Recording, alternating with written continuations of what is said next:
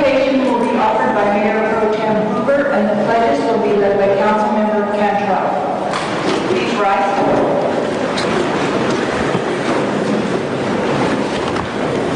So, God, before we ask you tonight to give us the insight to make the best long-term decision for this town, we ask that you help keep us calm and collected. We ask that the presenters tonight do a concise and trouble-free presentation so that we can all make the right decision. As we ask in Jesus' name, amen.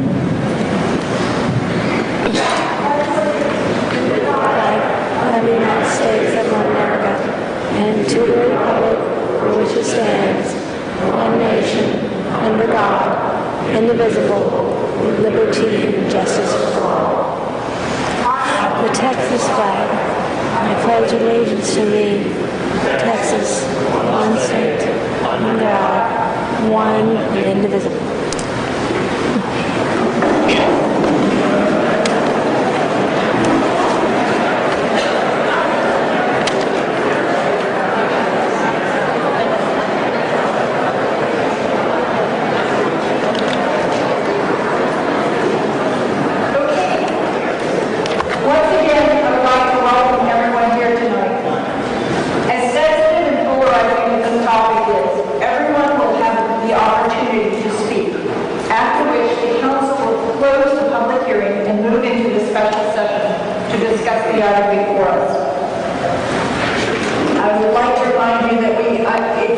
It's actually exciting to see this many people involved, but keep in mind that we are all neighbors and residents and friends, and I would request that we maintain that decorum and respect each of the speakers, and just keep it pleasant and respectful.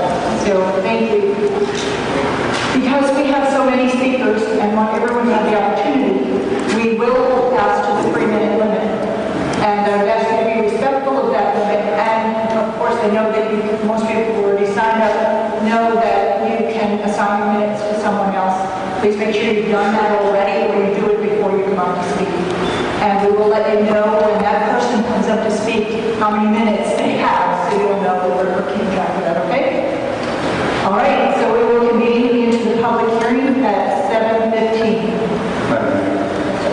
I'm going to address the question and answer component of the public hearing. Okay, yes. Some people have asked, and our attorney has advised us that for a public hearing, if you have questions, we will take down the questions, we will address them as we go through our discussion of the item, but we are not in a public hearing supposed to respond to it. So if some people are being rude or anything else, you're welcome to ask questions. We will keep track of them, but we are not supposed to be responding at this point in time. Okay?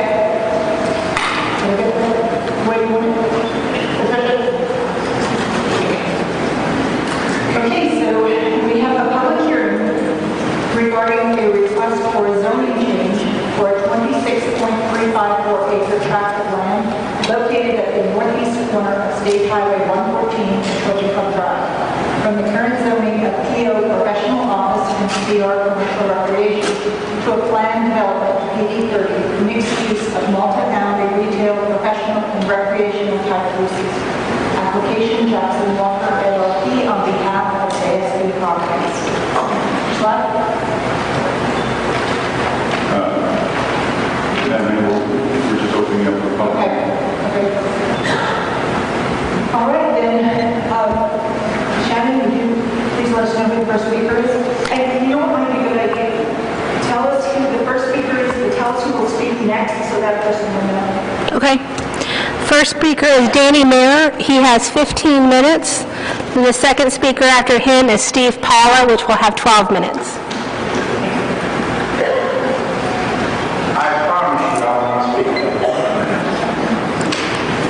Good evening, ladies and gentlemen. My name is Danny Mayer. I live at 2201 Crescent Avenue. I am one of the founders and the treasurer of President's United Patrol Club, a political action committee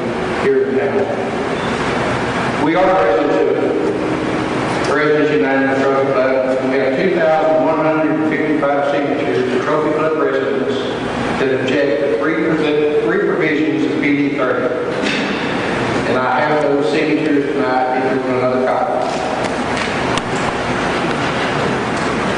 Those we have been described by some as misinformed, uninformed, and even troublemakers. A member of the park board went so far as to say that we have provided fabricated information, and it's our hope to clear that up tonight. I sat through both of Scott Beck's presentations as you have, and surely you must see as clearly as I that he is the true provocateur of misinformation, overstatement, and unbelievable exaggerations. I would like to recap a few. In his first presentation to the town council, he stated that Highland Park Village was adding apartments.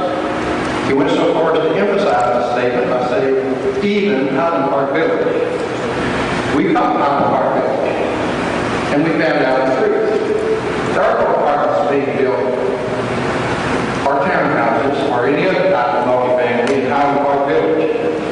A flat-out misrepresentation of the facts. In that same presentation, he stated to the council and the citizens that across the street from on 114, we're going to have 40 to 50-story buildings. Nowhere, not anywhere, is there any information or any plans that can be found to support that ridiculous statement. Another flat-out misrepresentation of the facts. Still, once again in that same presentation, he stated that PD Cleveland would add $250 million to the tax rolls of Trophy Club. Now that was a lie. The state that 26 acres, his 26 acres, will have more value on the tax rolls than South Lake Town Square does to South Lake, or the Gable Protection has to Grapevine, raised a lot of eyebrows and a lot of questions. We have educated people in our organization, and a couple of them researched that plan. They discovered the truth, and the truth was not even close to $250 million. They prepared a full report and provided it to each of you along with Mike Slide. They met with Mr. Slide to go over the numbers. They even made some corrections based on Mike's input. At the town hall meeting, he repeated that same number. When he was challenged, he became very confrontational and evaded the question by wanting to explain construction costs versus value. But the first claim was $250 million to the tax rolls. And in the end, that's what we're interested in. In his presentation, also at the town hall meeting, he stated twice that there would be no ground floor apartments. When a citizen in the audience challenged him on it, he avoided answering, but his architect explained that there would be ground floor apartments.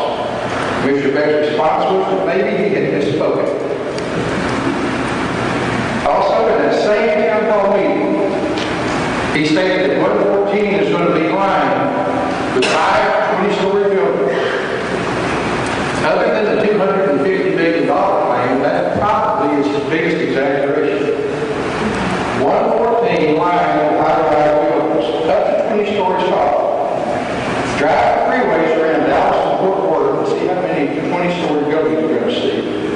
You can drive from Denton to downtown Fort Worth, and the first 20-story building you'll see is downtown Fort Worth. You can drive from Denton to downtown Dallas, and the first one you'll see is in the market center. All of a sudden, 114 is going to become the mecca for high-rise buildings. What gives Scott Beck this mystical vision to stay so emphatic that 114 will become this mecca? His statement that the approval process takes 10 months in Trophy Club is a true statement for Scott Beck.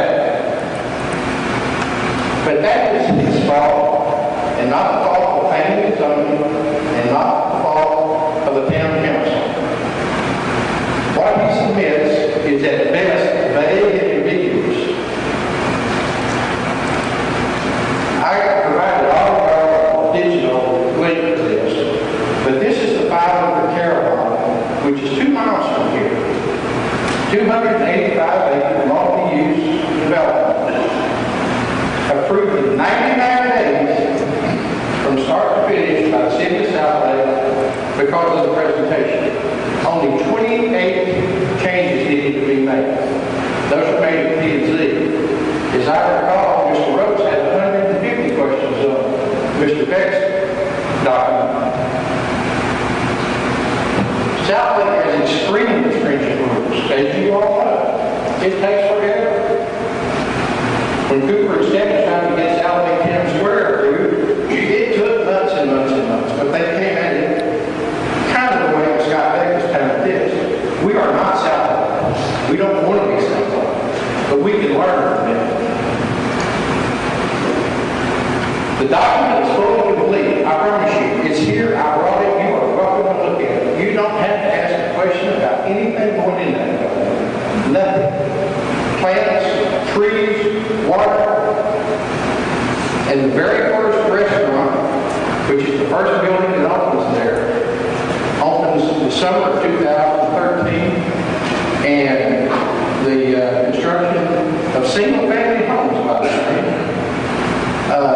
is already underway with lots being sold to the builders. Ladies and gentlemen, I ask you to please take some time and consider the person you're dealing with. It is he, not the Citizens Trophy Club, that is totally misrepresenting this development. How can you possibly believe anything that he says when he has made so many misrepresentations so easily? Keep in mind that at each meeting, he has improved his position, and we've lost him at each and every meeting. It is important to remember that Scott Beck wanted to develop in what is now the Highlands. He, along with D.R. Horton, wanted high-density, multi-family housing all along Trophy Club Drive. The council did not let that occur. The 3,000 requested residential units became 1,500. 1,500 didn't fit the plan for D.R. Horton, and they pulled out. Mr. Beck sold it to Centurion. The rest is history. Mr. Beck is quick to take credit for the Highlands development, but he had nothing to do with what you see today. Scott Beck is a Dallas developer, not a Trophy Club resident. He comes to our town making outrageous claims and telling about his affinity for Trophy Club. At the same time, he comes with a bodyguard.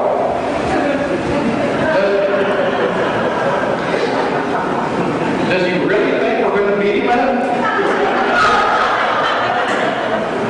Scott Beck doesn't live here, and he reminds us of that every meeting. We do live here.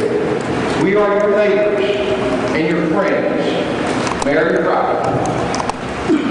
We are the people that supported and elected you. We are the people that believe you would listen to what we have to say and carry out our desires.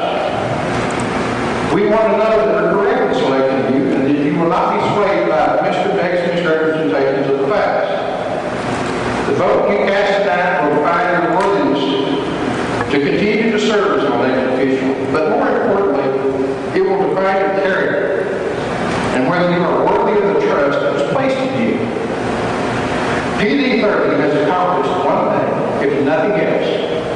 It has brought together all parts and all factions of Trophy Club under a single umbrella with a single cause. We are organized, and we are not going away.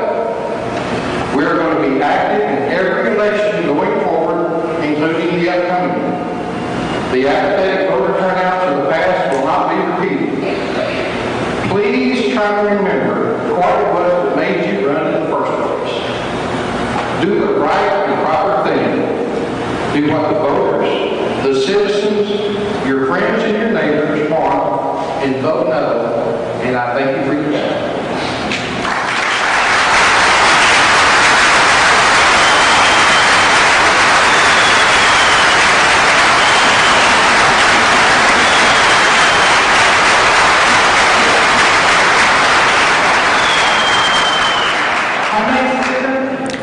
Steve Paula, 12 minutes. And Shannon, who is back? Jim Parro. No. I just wanted you to know you were next. Hi, Steve Paul, 501 Glenwood Court, 14-year resident. Madam Mayor, Council, thank you for doing this.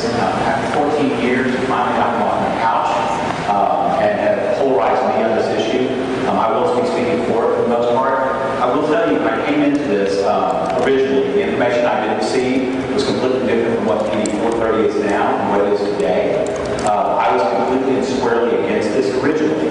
Since that time, I see you guys have put in just extremely effort and time to get the document right. There is 26 acres now, some to be one contiguous lot of the same thing. The current zoning today is commercial and recreational commercial, and it can be a patchwork of whatever meets the building code. You can't really determine what kind of stone is on there. You can't determine what the neighbor has versus this neighbor. We are now have the ability to have something that is 26 contiguous, homogeneous acres. And while we may be giving up a little bit of multifamily home, it's going to be multifamily living, which we can talk about in a moment, we overall, I think, get a better project and help the taxpayers of the town. Now, I did hear Mr. Beck say he was going to build $50 to $250 million worth of property. I did not catch whether that was going to be the property value or the construction value. I did hear him say he was going to spend $50 to $250 million to build out this property. And whether it's $50 million or $250 million, that's more than we're going to get on any other piece of property in this entire community. So, for my $50 million, I don't know if I would be willing to take that risk. I applaud him for doing so.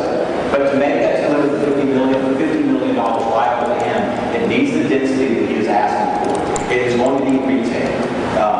You guys push for apartments only over retail. I did see that switched on one area, and I believe, and I may be wrong, but on the area that backs up to the homes, it's going to be apartments maybe on the lower floor because you didn't want that building getting so high looking into people's backyards. I think that change was put in for the residents to address their concern. Maybe that's not right, but it sounds like a good plan to me. On the apartments, probably the most contentious item on this entire agenda and the entire 80/30 is the apartments. Why do we need them? Why do we have condos? We've covered all the condos, transit apartments, and you got to deal with 350 different apartment owners to figure out who's buying, who's doing what, and you don't need to have the property management company owner keeping it in a consistent manner for what you want. I've heard people say 400 apartments is going to turn into 1,400 apartments. There's no way. This is the last piece of land. It's not going to impact the overall complexion of the town. I don't think it's going to put a burden on the schools. And by the way, just recently, I was at the West 7th area in 7th Street Malls. They have retail on the bottom, really nice restaurants. There's a Mediterranean restaurant on white gloves, and I pretend I like her and not go there. But above it, there are apartments. So guess what? They're about 875 square feet, which is slightly larger. They're in the same price range that these apartments are slated to be. They're the same construction. There's even a studio movie grill that's located. So it's very much like what this complex is going to look like. So I called Lisa and I asked, from a percentage standpoint, you don't have to be exact, but what percentage of families live in those apartments? And she said, oh, probably about 4. I said, so 4% of those 400 apartments are families. And she said, oh, I'm sorry, no, 4 apartments. She goes, there may be 6 now, so somewhere between 1 and 1.5% have families in them. I was pretty impressed with her math. She whipped that out that quickly. Did a nice job on it. So this isn't going to be an area that is going to bring in families and fill up our school district. We'll get to the school district here in a second as well. On those apartments, when I asked her how the families don't live there, she said, it's on top of restaurants. It's on top of businesses. It's not conducive for family living. And I said, and you can't discriminate against families, can you? No, federal law, you cannot discriminate against a family if they want to live in there. Absolutely, you're correct. I said, but can you limit how many people live in there? She goes, oh, absolutely. She said, our 1-bedroom apartments, we allow 2 residents. Our 2-bedroom apartments, we allow 4 residents. Our 4-bedroom apartments, our 3-bedroom apartments, we allow 6 residents. She said we only have 6 of those. So, but if a single mother could move into that apartment with her son in a 1-bedroom apartment, she wanted to perhaps go to school. Oh, absolutely.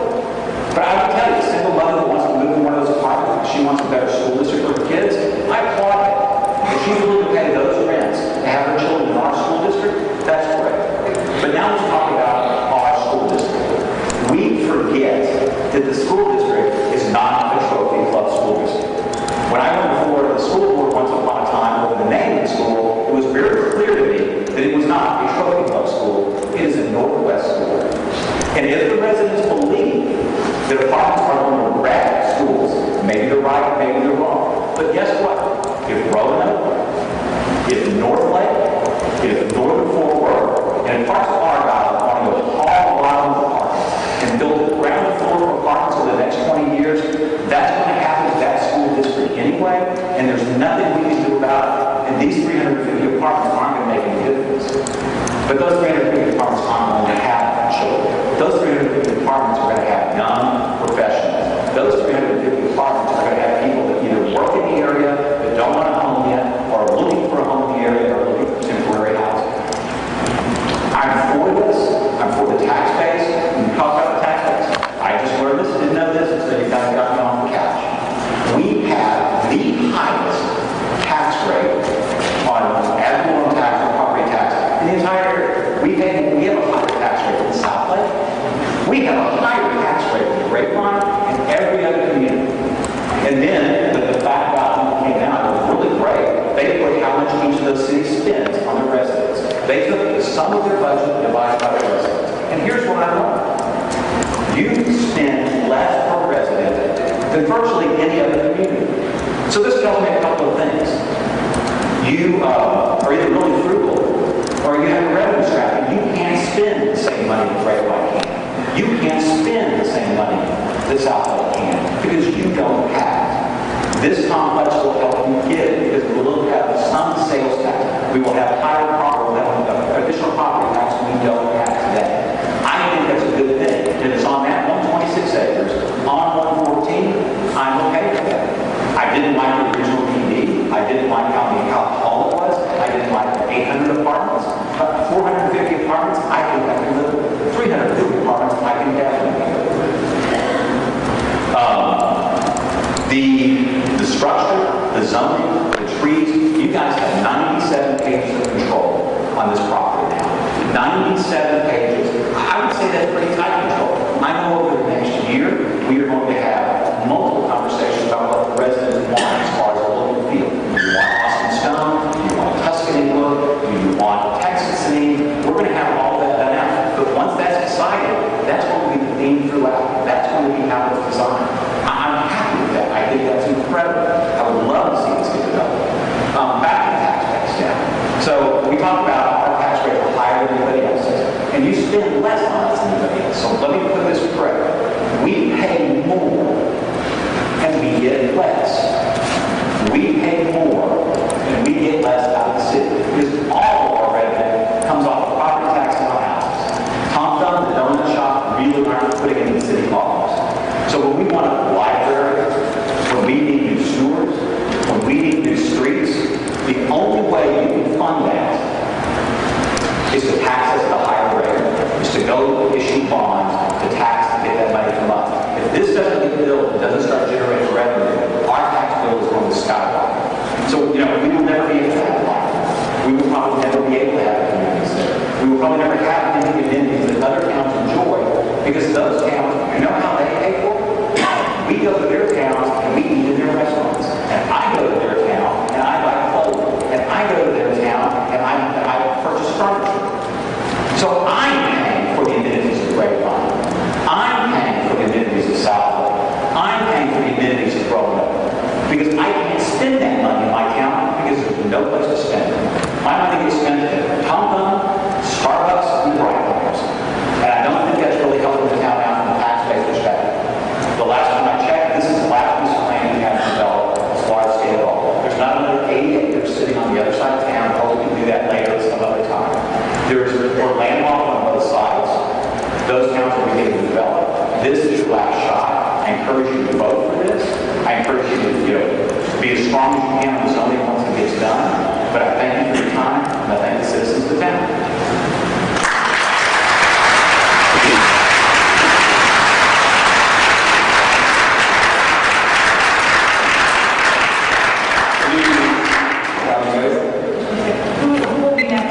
Susan Kimball. Being members of the council, ladies and gentlemen,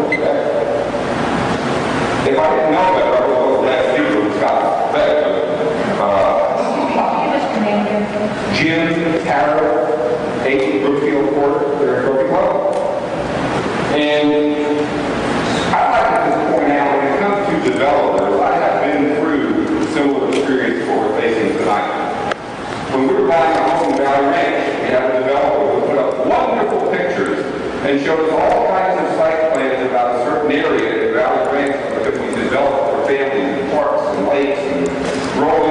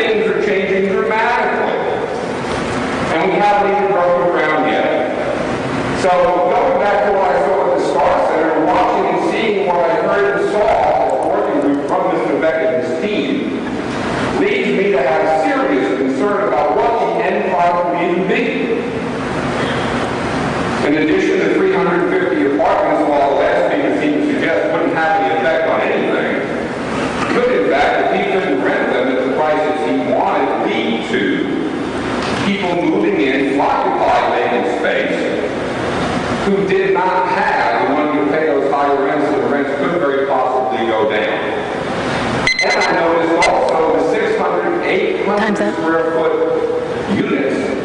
We're going to grow into 1,000 square feet plus 2 and 3 bedroom units according to the plan. Sir, so, So I would like to say, I would like you to vote no on the plan as submitted. thank you.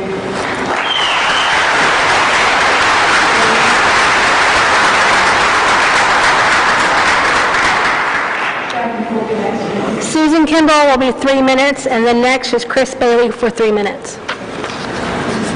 Hi, I'm Susan Kimball. I live at 3 Avalon Drive, and I've lived in Trophy Club for almost 16 years now. And I'm concerned about our future.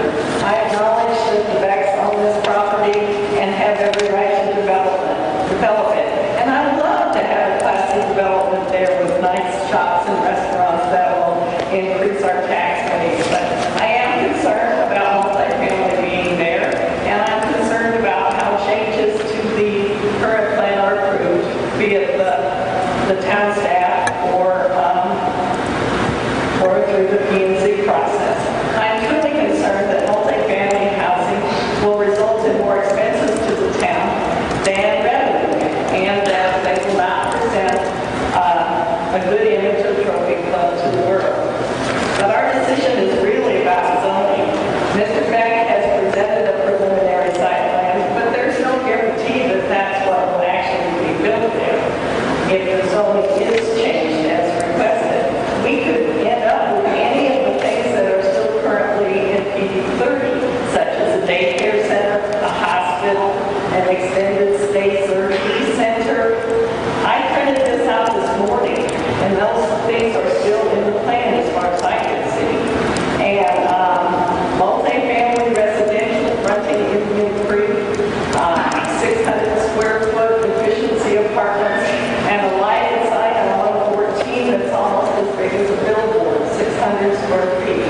Is that what we really want? That's not what I want.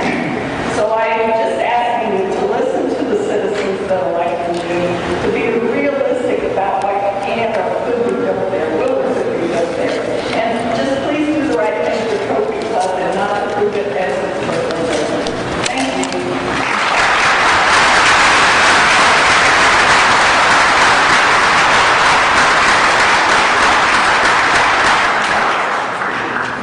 Chris Bailey, 3 minutes. Sally Freeman, 3 minutes. And then after her is Jean Hill for 3 minutes.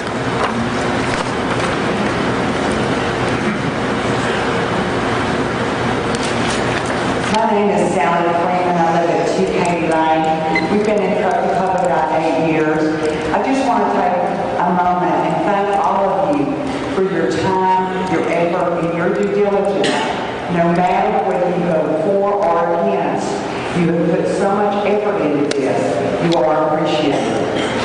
I would like to say that my husband and I started out not in favor of the multi-family portion of the development, but because of the needed tax base, we've changed our mind, and we hope you vote in favor. Thank you.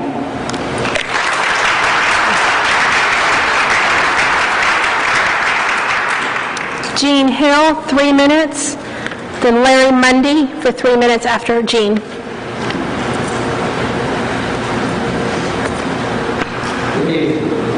I would like to comment on a statement heard several times in recent public hearing sessions regarding PD 30. To the effect that it takes 4 to 6 months to get a recommendation from the Planning and Zoning Commission to the Town Council. The first joint meeting with the Town Council, Planning and Zoning and Tract Properties concerning the Plan Development 30 project took place July 19, 2011. Town Manager Mike Swallow sent a draft document of PD 30 to the Town Council September 19. Town Council and P&Z met in a joint session October 10th to hear the presentation of Tract Properties concerning their desired PD 30 development on property at State Highway 114 at Trophy Club Drive. The document draft of PD 30 dated October 19 was preliminarily reviewed by P&Z on October 20th in its regular session, but no Beck property representatives were present. The October 19th document was reviewed in detail by the Commission on October 3rd and on November 3rd and November 17th for a total of more than 7 hours, with 2 Beck representatives present who remained silent during the entire meeting. Numerous modifications and changes to the document were requested by the Commission. By letter of December 8, 2011, Town Manager Mike Saul forwarded to P&Z an updated PD 30 document received from Beck Properties that essentially reproduced the document draft of October 19. The changes to the document that were requested by P&Z during the 2 local meetings were not incorporated. At the P&Z meeting of December 15, 2011, the Commission unanimously voted to deny PD 30 document dated December 8, 2011 in the form that the changes presented, since it did not incorporate any of the changes recommended in the 2 November meetings. On January 10, 2012, the Commission's recommendation for denial of the PD 30 document provided to December 15, provided to P&Z December 15, 2011, was presented to the Town Council. That document is still under consideration and discussion by the Town Council tonight. I believe the Planning and Zoning Commission has done its due diligence on this matter in a proper manner and without unduly delay. Comments that the Commission has unduly delayed consideration for adoption of PD 30 are entirely unwarranted and inappropriate. Thank you.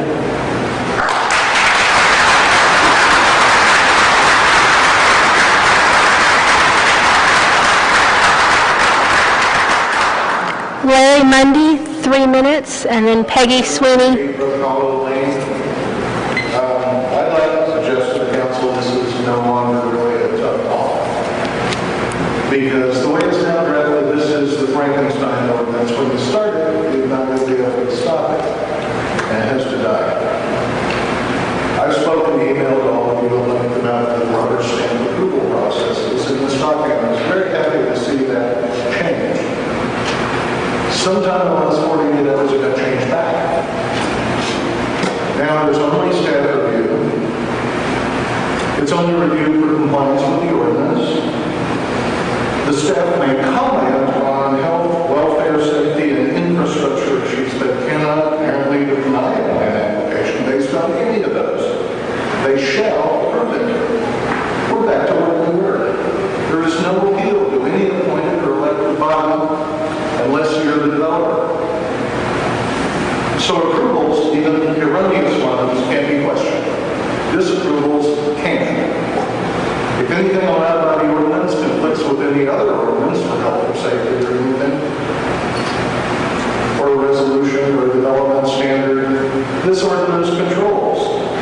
And approvals never expire, not ever, no matter what changes.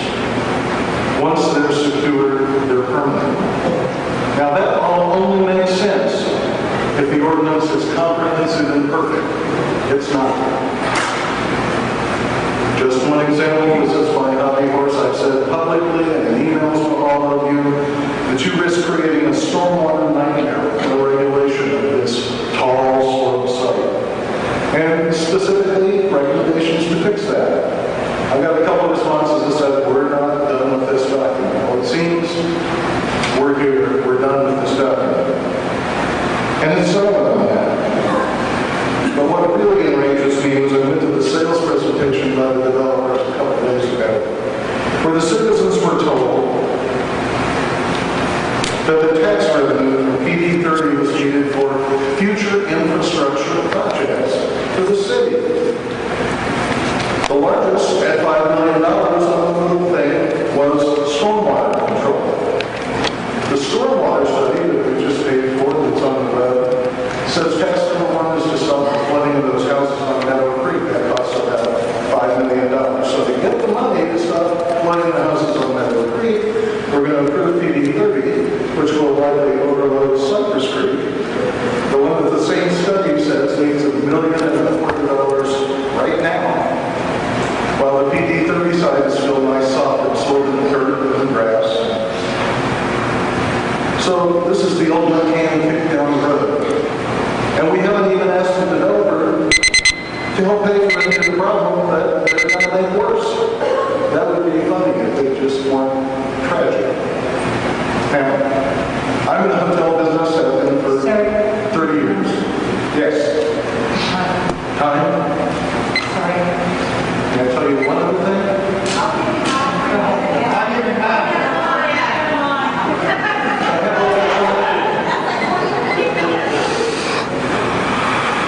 Is that allowed? Yes, whoever gave Tommy, please go and sign. Thank you. Anyhow, let's skip over that part. The company I work for has boutique hotels and luxury hotels, and we're never going to get one of those here, not the kind that's been described by the developer. I can tell you for half an hour, we'll spend travel research stuff by, but it's just not going to happen until the last 48 hours when the whole definition of a full-service hotel changed.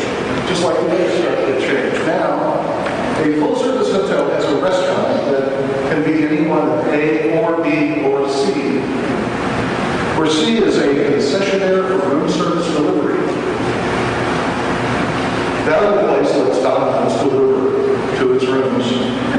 So under PD30, it's now a full-service hotel. This ordinance is not ready for prime time. Now, most of the people objecting to PD30, there are a lot of folks out there, don't want 350 apartments here because they generate zero sales taxes. My apologies to the lady who was just up here. There are no sales taxes on apartment rentals. They consume city services in relative disproportion to the real estate tax revenues, which we only do a piece of anyways, you know. And as we heard, they changed the character of the community. Now, apartment tenants aren't inherently bad people, but they're relatively transport, and they vote with their feet, which most town citizens can't do. They only have the investment of 1 month's security deposit in this or any other town. That's why they're easy to get and quick to get, much easier than a shop owner or a restaurant operator. They take the transport with them, that's why they're PD30. I think we're agree. Now, I'm hearing that 2,000 people signed petitions saying they didn't want apartments. That's a lot more people than ever voted in any triple election. It's about a third of all registered voters in the whole town. And these people say they're being told by PD30 supporters that they don't know what's good for. I've been told that myself, which is a sort of paternalism that just makes me crazy. So I have a suggestion. If you don't kill this ordinance tonight, Section 211.115 of the Texas statutes allow a home rule municipality to condition the effectiveness of the zoning ordinance on approval by voters at an election. There's going to be an election.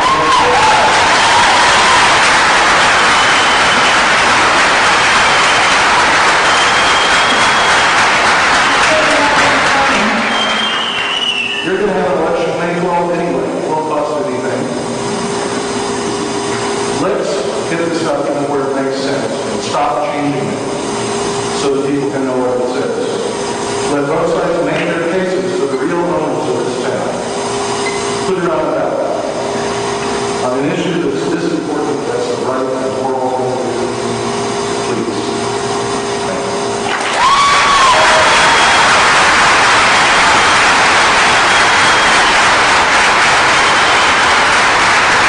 Peggy Sweeney. Peggy Sweeney, 3 minutes. Then Bill Maffei for 9 minutes.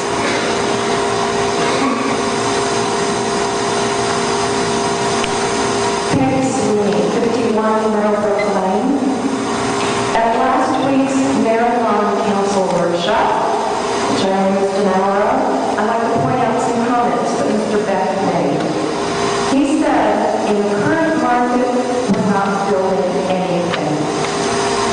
He said he won't build unless it's pre-leased above 55%. He said he doesn't foresee any building within the next 5 years. At Tuesday's town hall meeting, Mr. Sly showed us a slide with a 5-year revenue need projection of $25 million. I'd like to point out to the citizens of Trophy Club that even if PD 30 is approved, which I strongly protest, it won't make a penny's worth of difference in that $25 million projected budget need. I bought my first home in Trophy Club in 1989. As opposed to the second person we were to speak tonight, I was an informed buyer. I knew that the taxes in Trophy Club were significantly higher than the surrounding area because of the lack of commercial tax breaks. I was well informed. I chose the quality of life in Trophy Club rather than urban living. I renewed that decision in 1998 when I bought the home that I currently live in. Things haven't changed. The taxes were still significantly higher than they are in the surrounding areas. I think a great number of people have made informed decisions to move to Trophy Club to pay the higher taxes because we want a residential community. We don't want 8-story hotels, and we don't want apartments representing the town at the front entrance of Trophy Club. Thank you.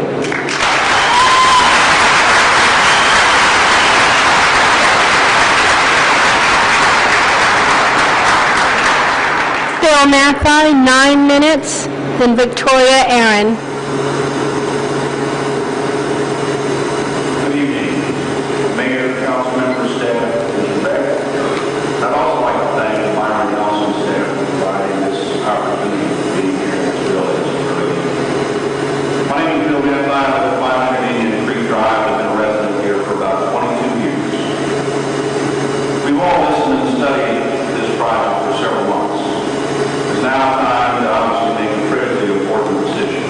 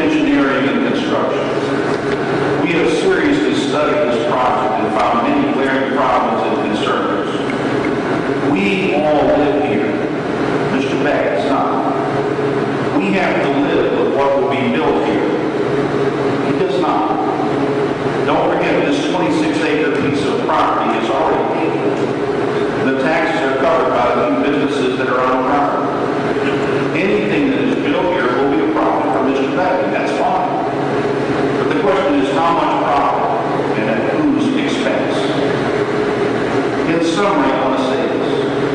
A yes vote to proceed with this project means you trust Mr. Becker and hope his vision is acceptable to everyone.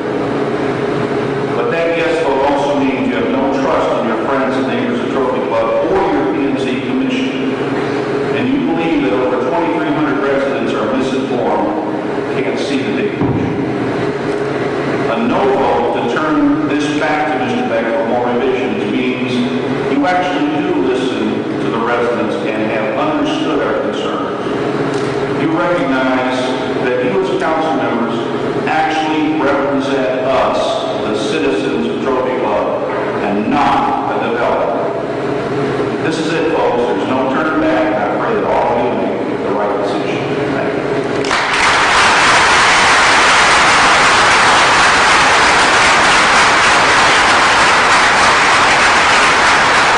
Victoria Allen, 3 minutes.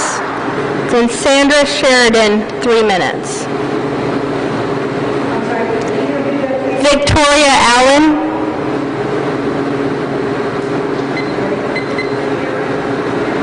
Victoria Aaron? Allen, yeah. Alan or Aaron? Aaron, sorry. And who's next? Sandra Sheridan.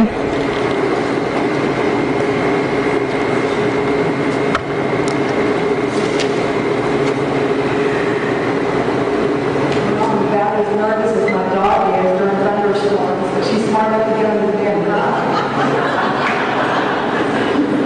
I'm going to try to do it.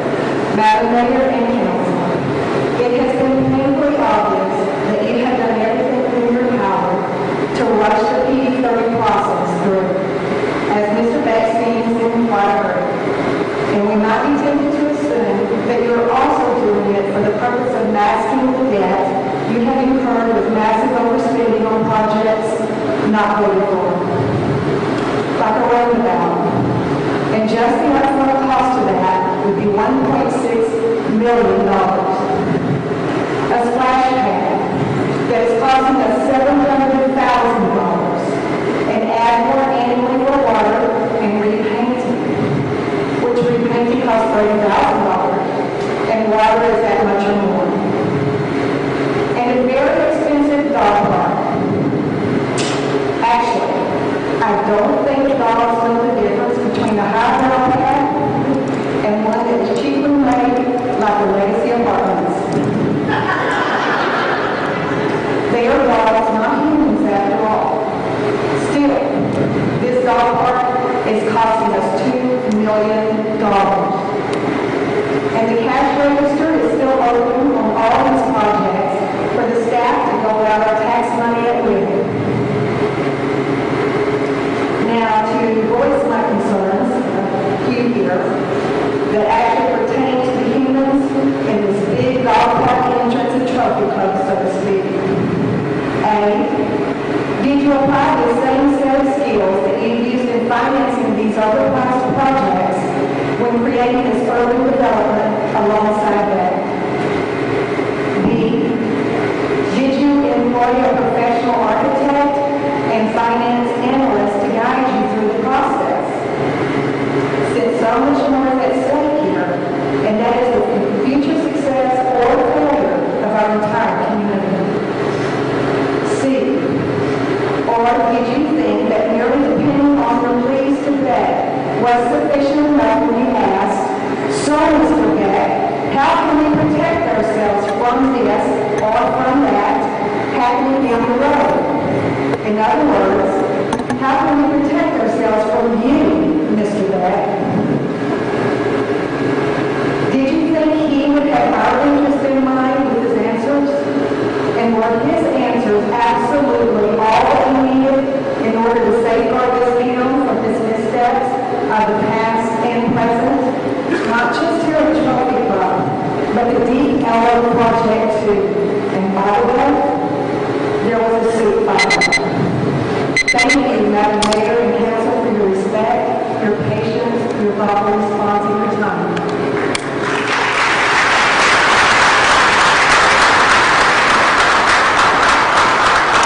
Sandra Sheridan.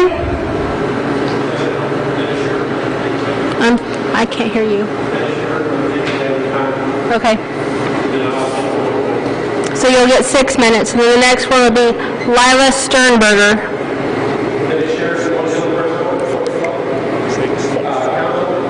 Staff, citizens, elected. I have participated in the review of PD 30 on P&Z, the council workshops, and I've gone over it page by page. I am concerned about multifamily and the staff approval. I do recommend denial of result. While encouraging the applicant to resubmit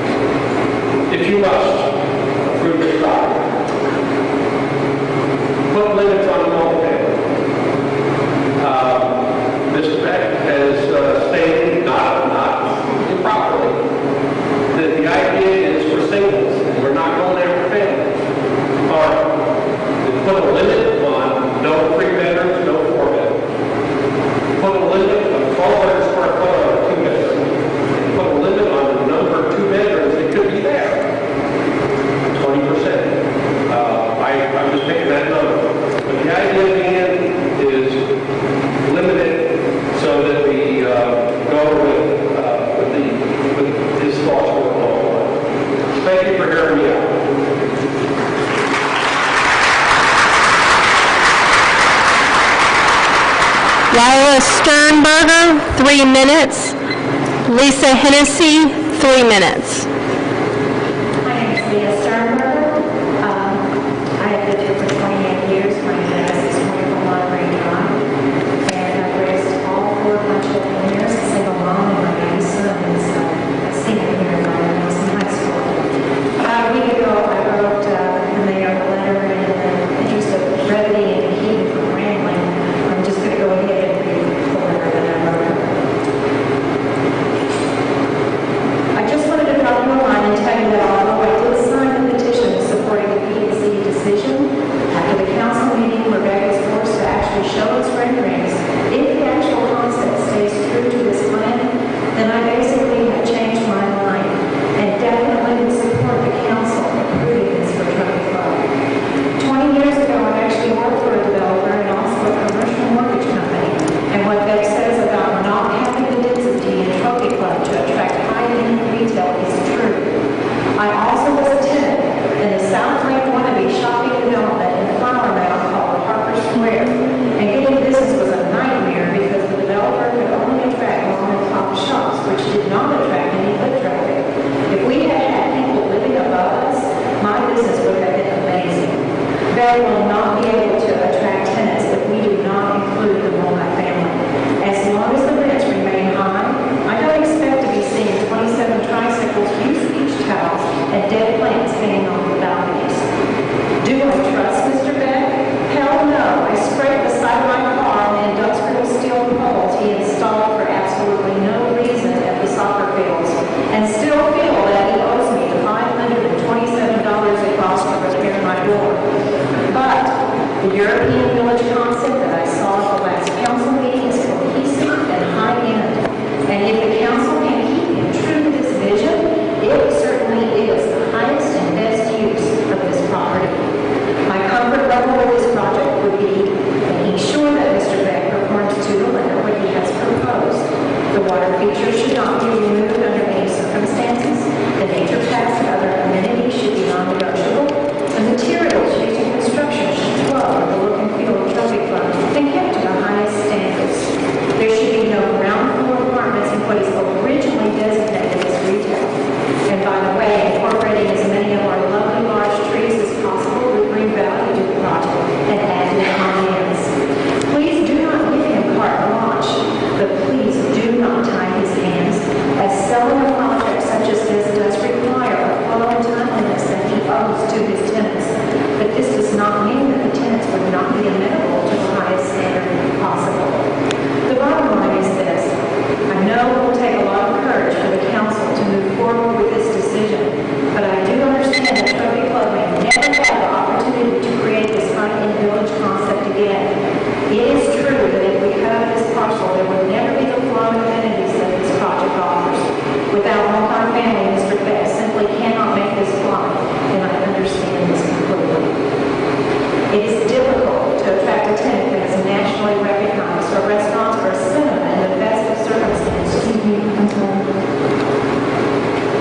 Even 10 years from now, when Trophy Club is completely built out, it will not have the density alone to attract national anchors. A vote for this project will ensure that we will not have to do that. Thank you.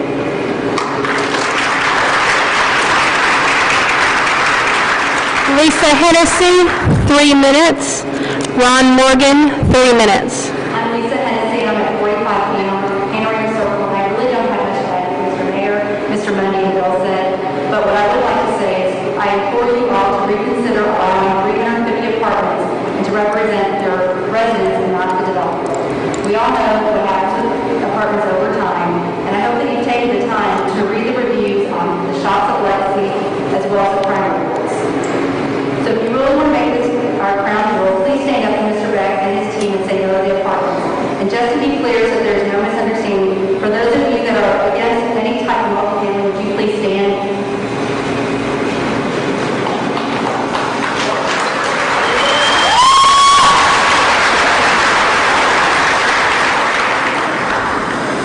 Ron Morgan, 3 minutes. Ron Morgan, 2 Woodhall Lane. I'm going through the people who are most affected by this. My house has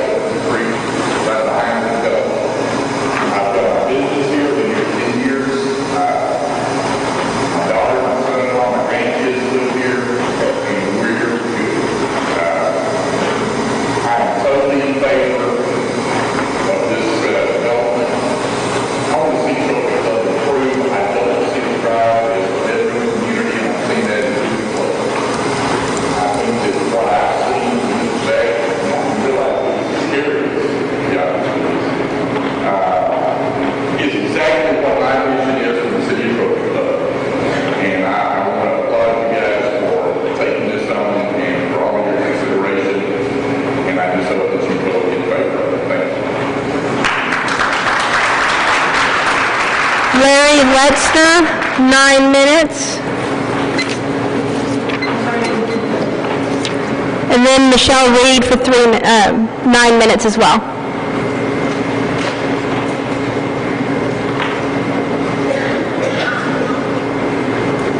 Larry Lister, 303 Ridgeview Lane, here in Trophy Club, of course.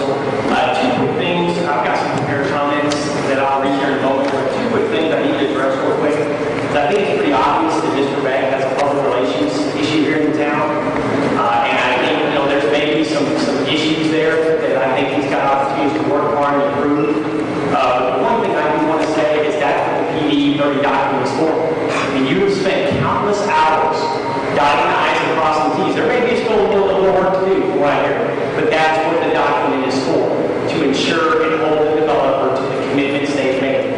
As I read the document, there is very little wiggle room in this project to do much more than turn a few buildings, different shapes, move a few things around. But that general concept is secured legally within the PD 30 document. I just want to highlight that with the public relations issue, the developers, I completely understand that. But the PD 30 document was designed and developed and worked on by all of you for countless hours to avoid.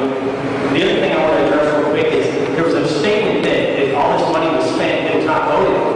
The Parks Bond was voted on. It was voted on and it was selected by 491 members of our town, voted to spend $5 million on top of the $2.4 million that was paid to build the projects.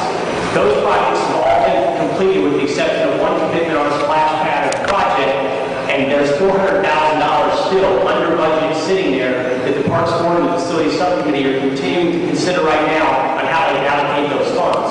So that's blatantly false. And I actually resent that it was not voted on and that there was a $2 million dog. And that's not true. So I just want to address that real briefly. Moving on to my comments. Madam Mayor, council members, and town staff, the meeting tonight and the subsequent vote that you will take will be a defining moment in the future of our great town. You all have an opportunity to support the potential construction of a first-class mixed-use urban living development that will be very similar in concept to the Shops of Legacy in Plano, although on a smaller scale. All of you and town staff have spent countless hours developing the PD 30 document. This roughly 87-page document is our town's legal guarantee that the developer delivers on the promises he has made with a small amount of flexibility to enable him to attract the highest quality tenants even during these difficult economic times. Trophy Club is at a crossroads economically and developmentally. We have experienced a phenomenal amount of single-family growth thanks in part to the vision of past council's creation of the PID that is now known as the Highlands, as well as our phenomenal schools now anchored by Byron Nelson High School that have attracted many of these new members of our community, or our outstanding community. This rate of growth will only continue in and around Trophy Club as corporations such as Fidelity, Deloitte & Touche, Sabre, and many others continue to relocate operations to this area, or new corporations decide to take advantage of the Alliance Corridor's very corporate and family-friendly environment. When the DFW Airport interchange is complete and Highway 114 is done, we can expect development to accelerate rapidly down 114. Before we all know it, Highway 114 will look much like the North Dallas Tollway, where just 8 years ago, the EDS and Frito-Lay corporate headquarters were on the edge of nowhere. My point is that change is coming, and we can watch that change occur all around us, but we can take a first and decisive step so that we as citizens have some control over that change. Mr. Beck has offered our community a chance, and that is just what it is, a chance to be the first to develop a one-of-a-kind development that has the potential to deliver as much as $3 to $4 million annually in property, hotel, and sales tax revenues to our town.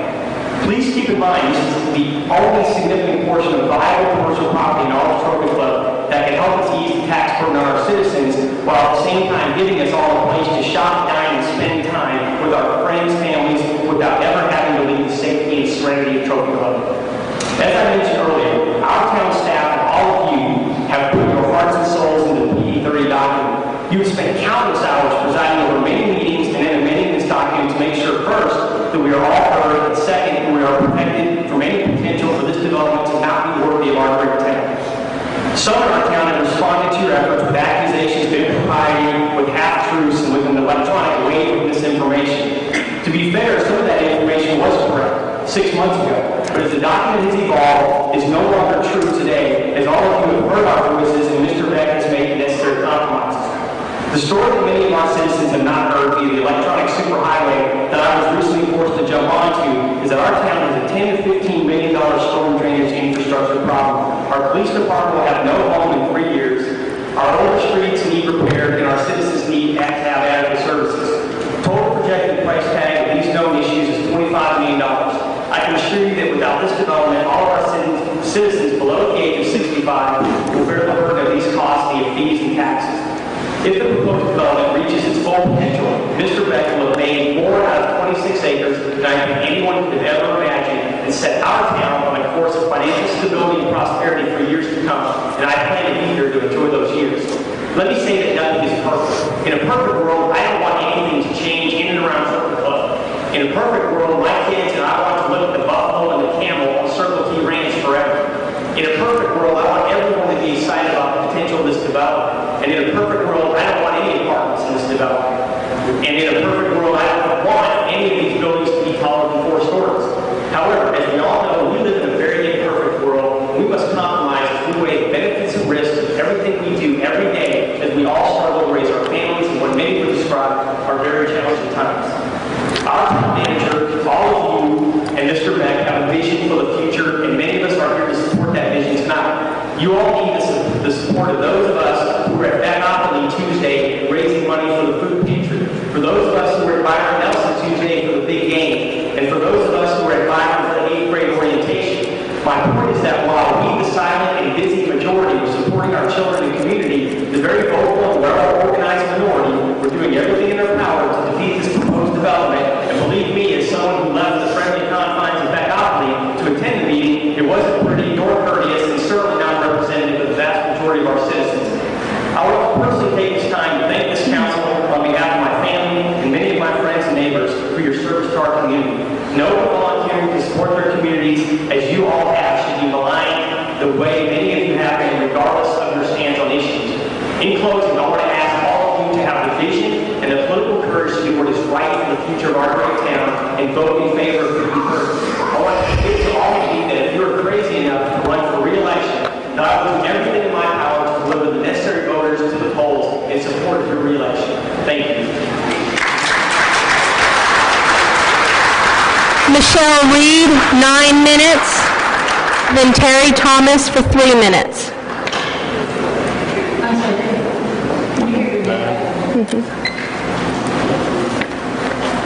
My name is Michelle Reed, and I live at 10 King Lane in Hogan's Glen. And I have 2 children, and they attend Lakeview.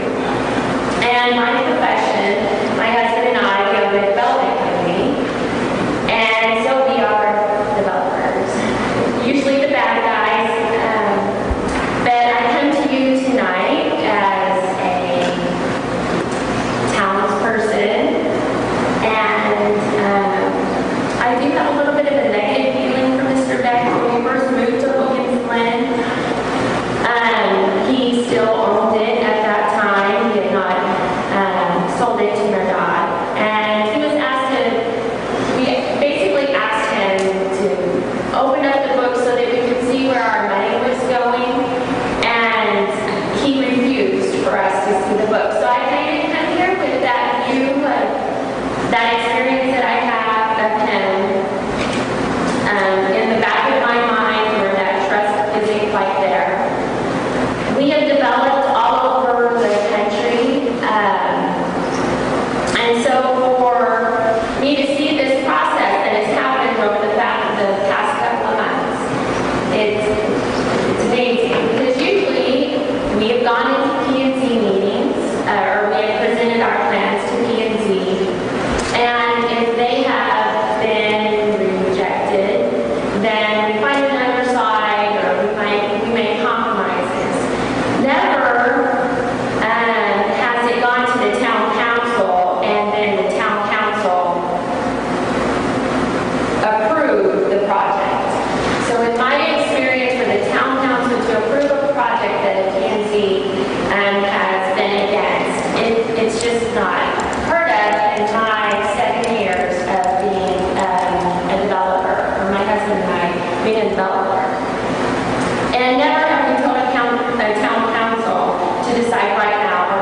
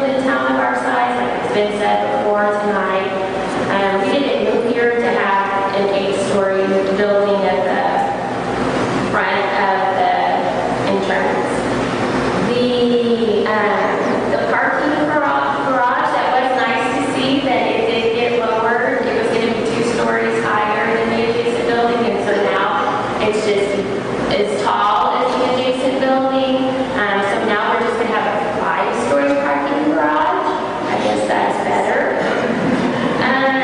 And then another thought that I had in reading the document, there's a 6-story office building. I believe that's how tall the office buildings are. And recently we were moving from Irving and we were trying to bring the office closer to home. And we went to South Lake Town Square and they're 20% leased out for office space. And so I see a 6-story building that's going to be 20% leased out. And so that just really concerns me. And I guess I'm wrong on that. Okay. Don't get me wrong, this is a better document. Whenever I was reading it today, it was better than it was before, but I really think that there are just some little things that can be changed to help us have more control. To have a town staff be approving changes blows me away. I don't understand why there is a P&Z committee if the town staff is just going to be approving the changes. That just seems like that would be putting a lot on his plate. And I would hate to have the pressure of being that one person that is making the changes. I would like it to be going back to the P&Z, to be going back to the committee so that they can oversee the changes that need to be made and just have a handle on the document.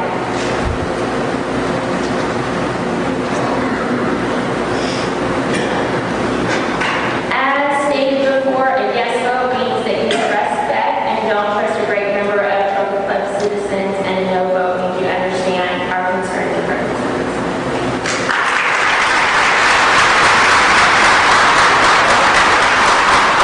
Terry Thomas, 3 minutes. Linda Gray will be next for 3 minutes as well. My name is Christina Carey Perlman. I live at 6 Hamper Court. Good evening, Town Council, Mayor. I called for Terry Thomas. Before I signed a contract to purchase a lot of that properties where our home stands today, John Harbin assured me that no housing would ever be built on what is now called PD 30. Supposed to be him. Mr. Jeff Beck also promised me the very same thing a little over a year after John Harbin died. Why did Beck Properties give me their word and are breaking their promise to me, my husband, and the community today? You'll go next. This could be construed as a transaction that is known as switch and fate, and I am very unhappy about it. Why did the lake on PD 30 become filled? The filling of this lake with dirt has hurt our environment and has caused damage to drainage, costing over $100,000 to the residents of Hogan's Glen. I wish we could get repaid on that, and I would like to be assured that it never be needed again. Mr. Mike Sly has guaranteed me that no matter what is built on that property, there will be no flooding to my home. I'm scared about that. I took pictures yesterday with all the water that came down, and the waters are flowing higher than ever throughout our subdivision, running behind the golf course. I've never seen the water that high in my life, and I know we have drainage problems today, and building on this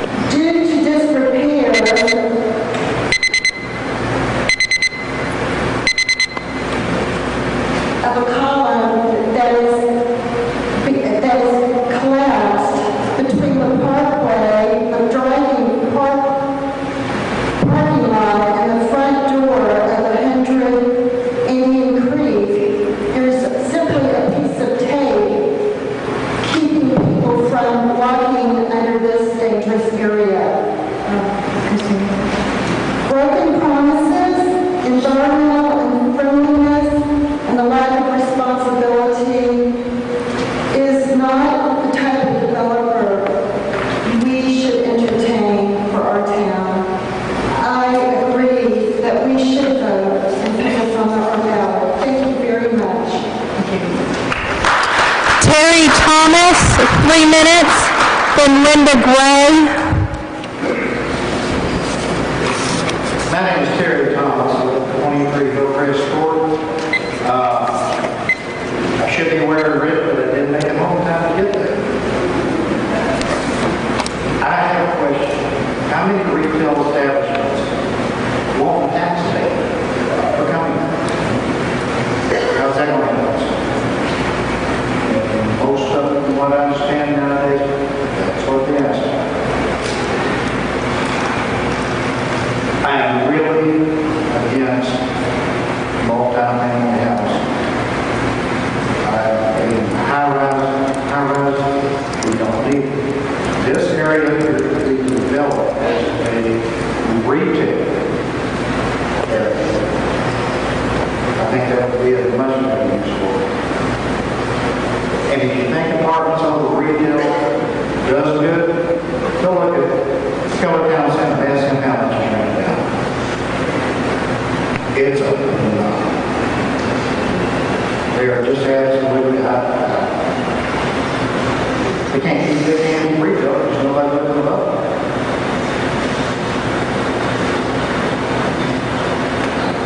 Just a couple more things. You as our council should pay attention. You shouldn't be talking to each other when people are out there expressing their concerns. You are our representatives. You should do what the majority of the people bid. That's what you're elected.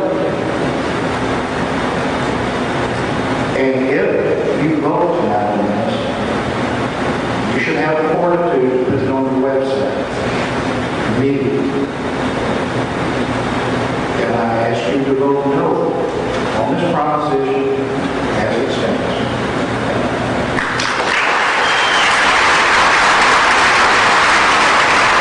Linda Gray.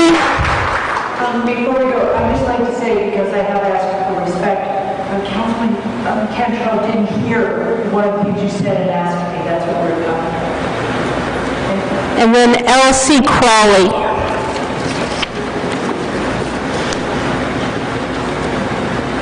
Linda Gray, 11 Jennifer Court. I live within 200 feet of the 26 acres. I wanted to speak again tonight because my home will be significantly impacted by your decision. I know Town Council and P&Z have diligently worked long hours with and without Mr. Beck, combing through details to arrive at our current proposal. I know the decisions they are making are not easy and they cannot possibly please everyone. But Mayor White and members of Town Council, you can make the right decision for our town. The decision that will bring our town the most revenue possible, protect our residents' property values, and the safety of the town citizens.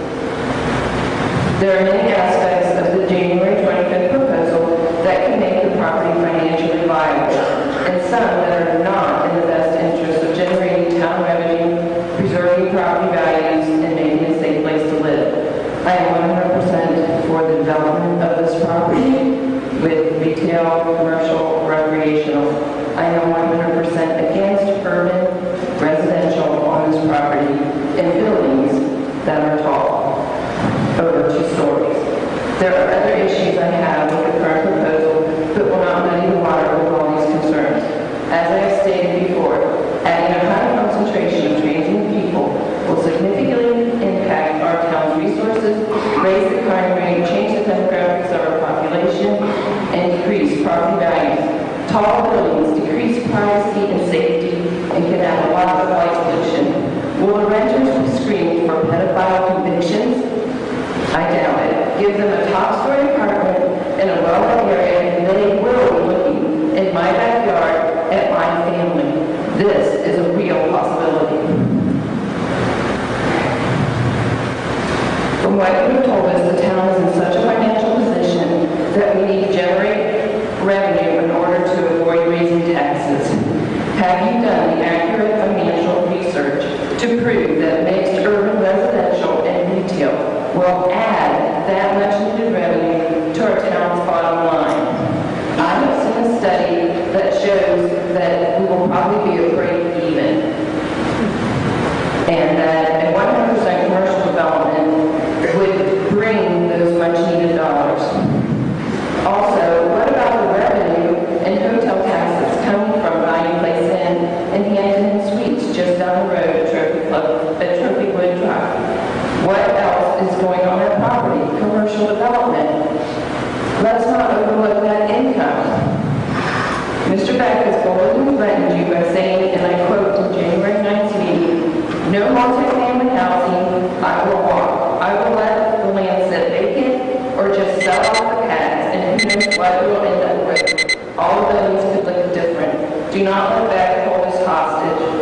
Please protect our property values and the safety of our neighborhoods.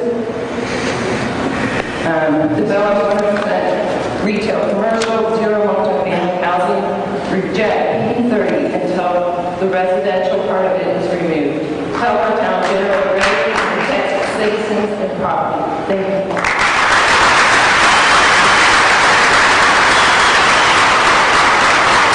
Elsie Crowley, then Mark Goodwin.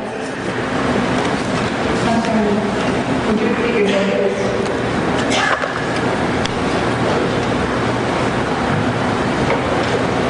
My name is Elsie Crowley, and I live at 410 Lakewood Drive in the Meadow Lake subdivision for the last almost 13 years, and in Trophy Club for approximately 26 years.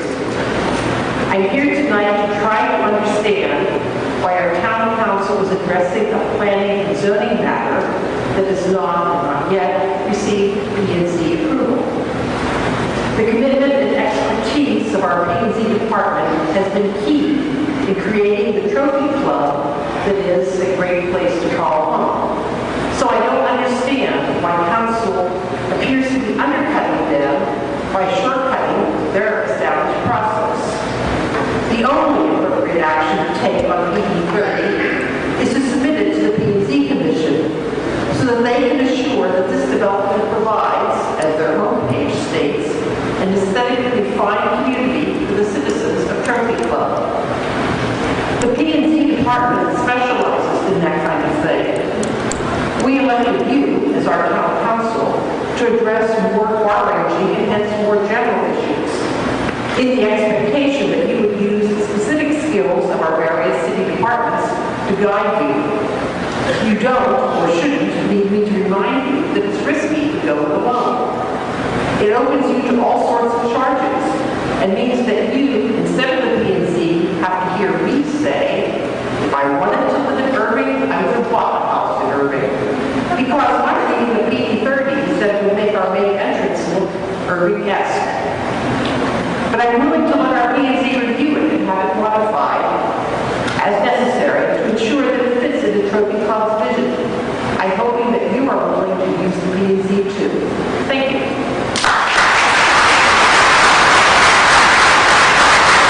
Mark Goodwin, 3 minutes, followed by Dave Edstrom for 3 minutes.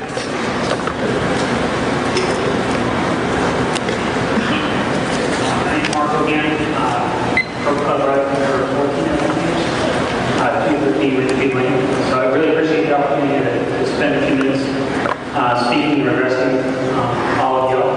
And just real quick, I'm going to try to really brief, but I want to come here to verbalize my position. I'm just strongly in favor of this development, strongly in favor of PB30. As a resident for 14 and a half years, I watched Trophy Club evolve. Quite frankly, I've watched it evolve at a very, very, very slow pace, a very reluctant and resistant pace. And I've struggled with logic for that. I think some of that is certainly good due diligence, good leadership by a town. But at the same time, I think a lot of that is driven by fear of change, fear of growth. And that's what I don't understand, because what we're in need of is economic growth. We're in need of planning for our future, moving in that direction. One other thing that I'm going to stop on the, it appears in the conversation that a big issue with multifamily. That's what everybody's fundamentally opposed to. And I'm going to stand up here and first tell you, I'm fundamentally, strongly in favor. One of the reasons we moved to Trophy Club 14 and a half years, but one of the reasons we raised our kids to Trophy Club is for the diversity of the communities that ultimately are drawn into the Northwest ISD School District. I think that's a huge asset. I think that's a huge benefit. I think there's a fear that we're going to see this massive change in our demographic. Although I think the argument you pointed out somewhat contradictory, we're not going to see that change in our demographic. We're talking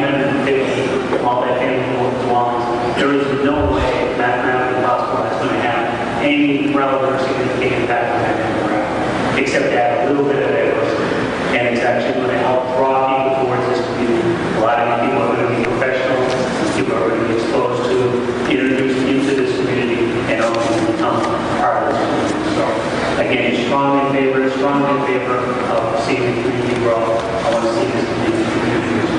Thank you. Dave Edstrom, 3 minutes. Dean Murray, 6 minutes.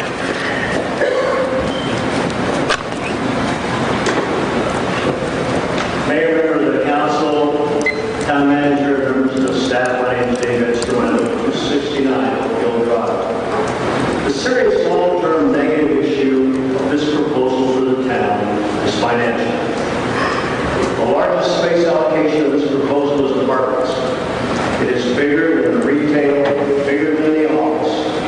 That is a serious long-term financial problem for the town. Apartments are a depreciating asset. The appraised value of apartments goes down over time. They go down in Hearst, in Bedford, in Euless, in Grapevine, in Keller, and in Trophy. They go down in every community. As the appraised value of apartments declines, the property tax revenue declines. No matter how they start out, history shows the rental income declines over time, so the tax revenue they generate declines. At the same time as apartments age, the cost of supporting them with services from the town and our school district goes up. The inevitable declining income and rising costs for the town makes apartments a bad and expensive addition. Of course, multifamily investments can be very good for the apartment owners, and an important part of the total return comes from the benefit of depreciation.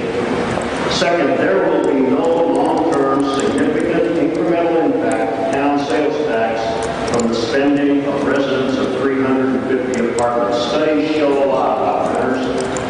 They return to their homes after work and don't venture back out in the evening during the work week. That's particularly true if you're imagined upwardly mobile.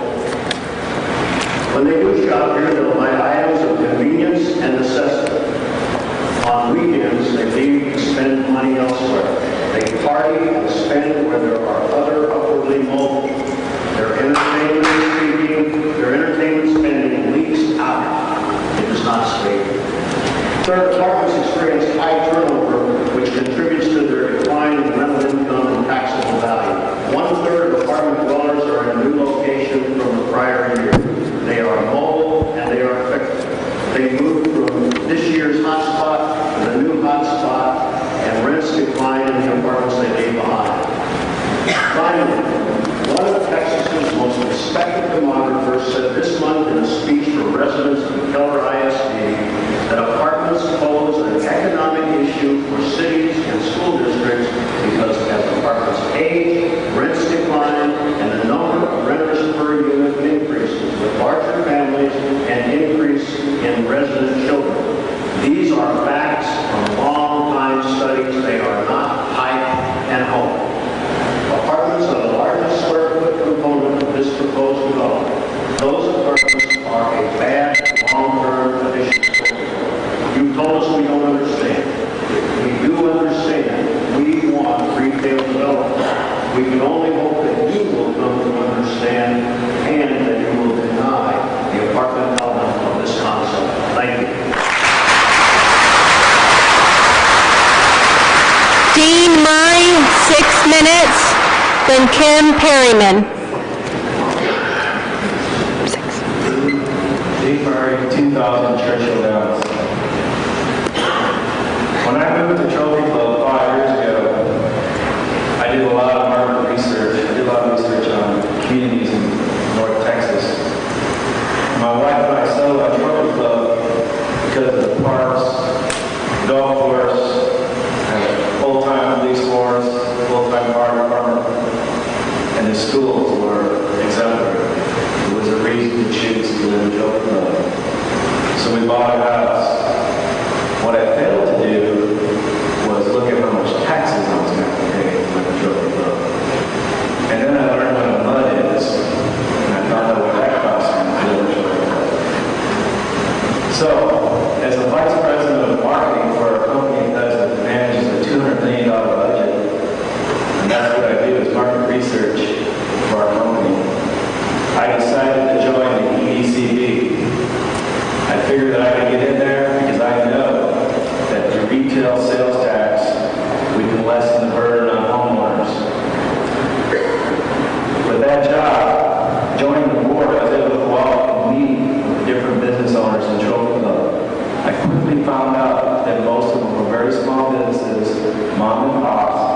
and they were barely making it, or not making it at all.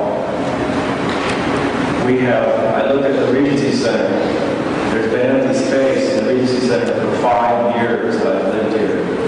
It's not that the rents are too high, it's that businesses that look at it cannot live on 8,000 residents. No major business would ever look at that. So it stands to reason that if Mr. Beck was going to develop his land, he has to put in, and he's going to put in a $100 million project. It has to include high-density urban living. It's the only way he's going to get any businesses interested in looking at that property. The problem is we're all making our decisions whether this is the right one or the wrong one based on what we see. I would love to live across 114 of Rose property, the horses and the buffalo and the camel, and think that that's the way it's going to be forever. But you can't think of it that way because we know the economic studies show us that the center of Dallas Metroplex in the next 20 years is Roanoke. It's us. We're going to be right in the middle of the city. And Mr. Beck also knows that if he doesn't build it first, that he can't build it second or third. And I can tell you a prime example of that is the Grapevine Mills Mall. They look at that property where Grapevine Mills Mall is now, and they were looking at property down on 635 in Belmont.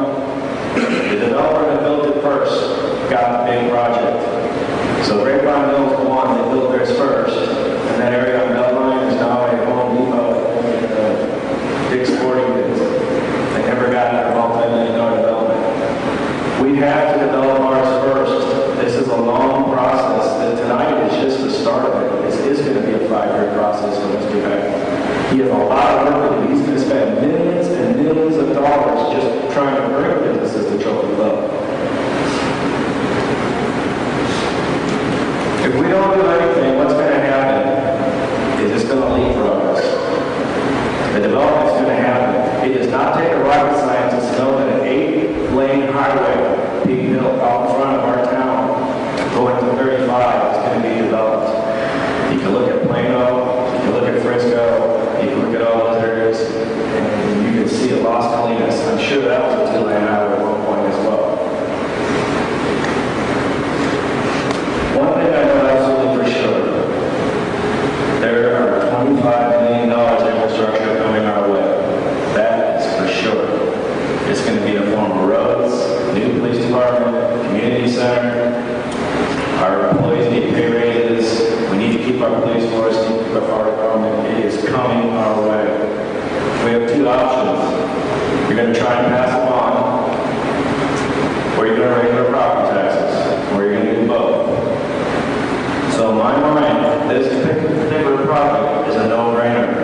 I would rather have Mr. Beck build our police station, his tax dollars, and fix our roads and develop our infrastructure than me. If you think there's no good decision, no difficult decision, and tonight is a difficult decision, ever came with General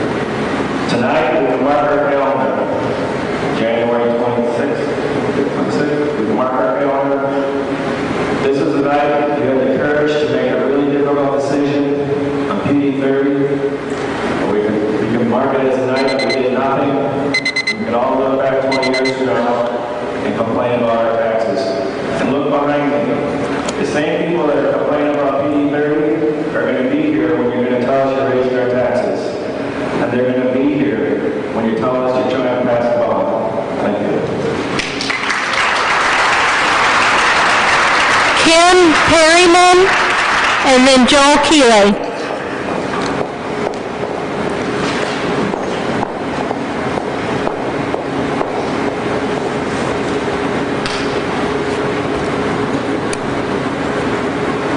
Tim Perryman, 123 Summit Code.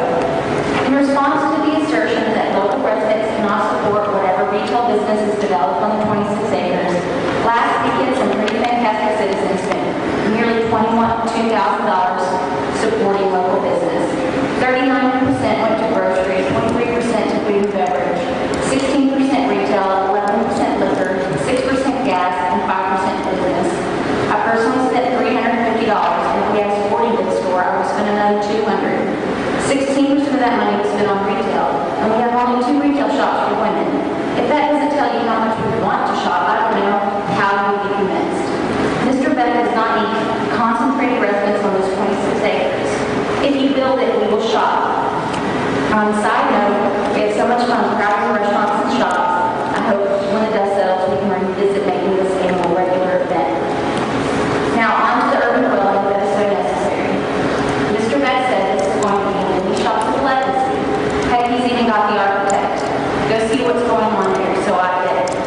Northside Legacy Apartments, built in 2007. Apartments, ratings.com, where it was a 51% rating, and Google reviews. It wasn't pretty. Most reviewers said while it may have high-end finishes, it didn't have high-end residents. Complaints range from massive pet feces and urine problems, and the accompanying smell on the property. Unsavory characters, drug and alcohol abuse, and a frat-like atmosphere. These apartments actually used a banner for advertising that said, "Stay here, stagger home." Then let's talk about the speeding cars, mysterious fires, including the burning of a private police car. One tenant review summed it up. To my dismay, I cannot recommend these apartments based upon the major issues lately. I think the quality of people that they have been leased to has been relaxed, and subsequently has created serious problems for this community. It saddens me to think that I paid a lot of money to live in a wonderful place that no longer exists. It is unfortunate that this community has gone so far downhill in 6 months. Crime statistics for Shop's Legacy area, this is in the past 6 months. Breaking and entering, 16. Theft, 21. Theft of vehicle, 10. Theft from vehicle burglary, 9. Simple assault, 28. Assault with a deadly weapon, 1. Criminal mischief, 15. Weapons offense, 1. Missing persons, 1. Drug charges, 20. 101 charges in the past 6 months, not calls. I ask all of you out there, which one of these sounds like Trophy Club? The involved community that works together and supports local business for the classy urban dwelling just described. Mayor and council members ask you to vote down PD30 or table it for further negotiations and take those apartments out. Thank you.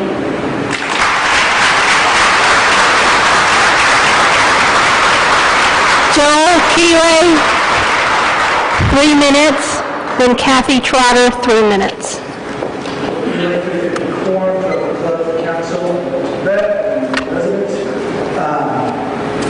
On Sunday mornings, I get up early, I drive to the town, and I pray for the town. And I don't know a lot about the people that I pray for. And then I take the stage right there every Sunday, and I pray every Sunday, and go to Sunday for you guys. And I've been praying a lot, because you're going to get a land-based team no matter what you choose. And I've been praying for peace, and I've been praying a lot. And I thought about sharing about it with Solomon, where there was this discrepancy between a woman and another woman about a baby, and Solomon, who's wise, is in a position of leadership like yourself, and he said, well, cut the baby in half and find out the real deal. And maybe the only people that have the market cornered on either or better than politicians or politics, maybe the arena, is religion. And for someone to come and say either this or that is about as asinine as me showing up at your house and saying, you come to my church, but you're going to go to hell. And we all hate that. We understand how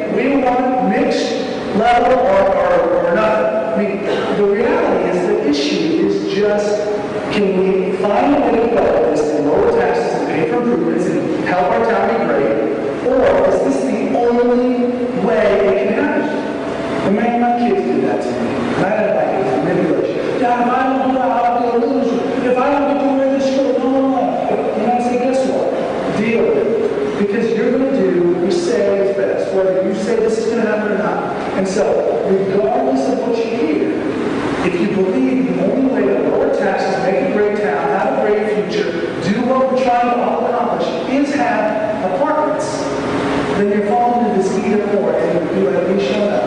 Come to my church or go to hell. It doesn't make sense.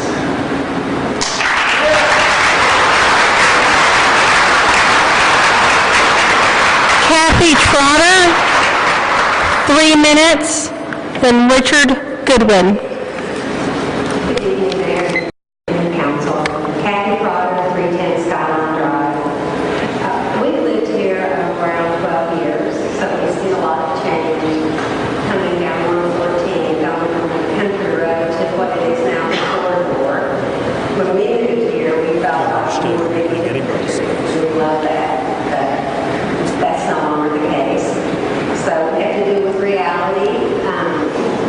I came to the first presentation, or not the first presentation not before last at church. And so that's really the first experience I had with the proposal. And I was amazed. I thought it was a wonderful proposal, and I still do. I don't think when all of this is built out, that an 8-story building is going to stand out any different than the rest of 114. I don't think the residential will impact us as much as everyone thinks it does.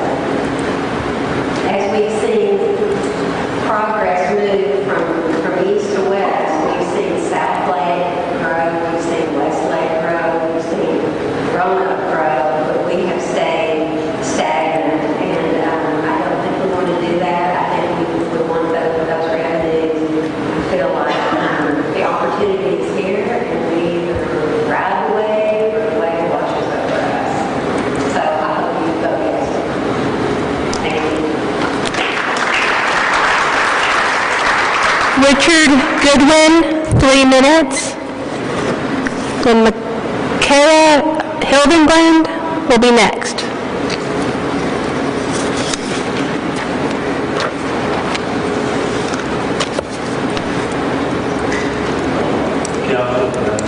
I don't have 3 minutes, but I do have it. It's controversial, but I feel like I need to say it, I'll say it. I've been a resident since 1984, 28 years. I've built 3 houses here, I've remodeled one, I've bought another, I've also rented one. I've paid, I have more than $450,000 in property taxes over that time. I just paid my bill, and not to get too personal, I just paid my bill for last year, almost $16,000. I also retired 4 years ago, so I'm trying to figure out, okay, how do I stay in the community I dearly love, and line my small land to help build?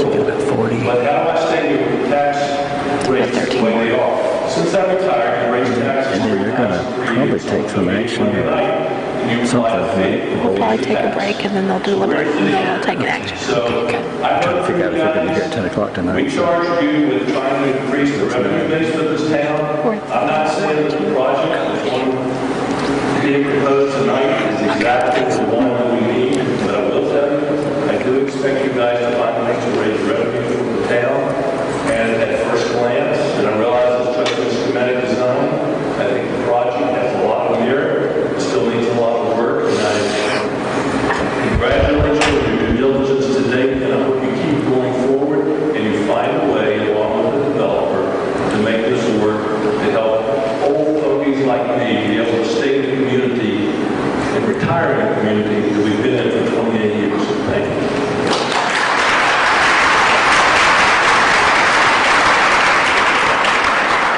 Michaela Hildenbrand, 3 minutes.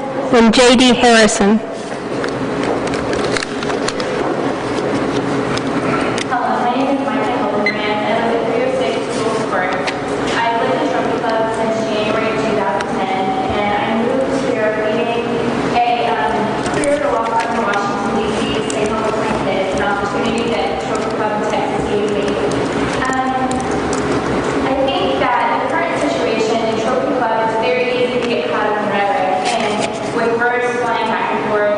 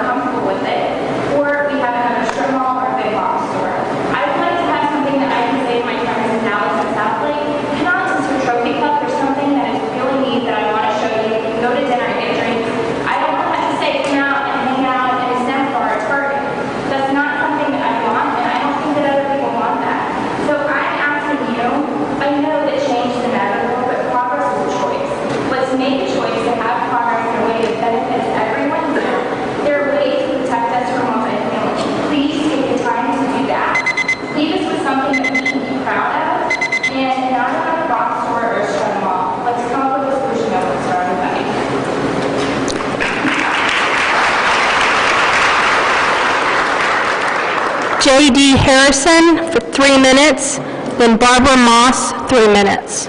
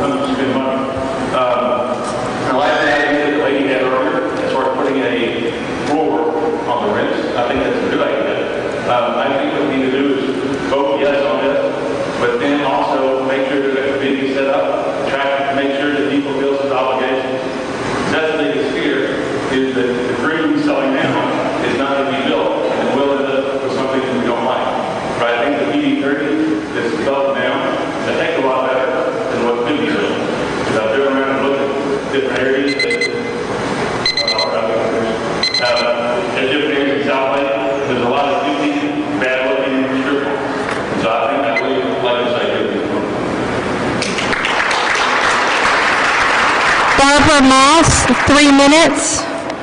Matt Edwards, 3 minutes. I'm Barbara Moss. I live at 27 West Hillside Place, and I actually own 2 homes in Trophy Club.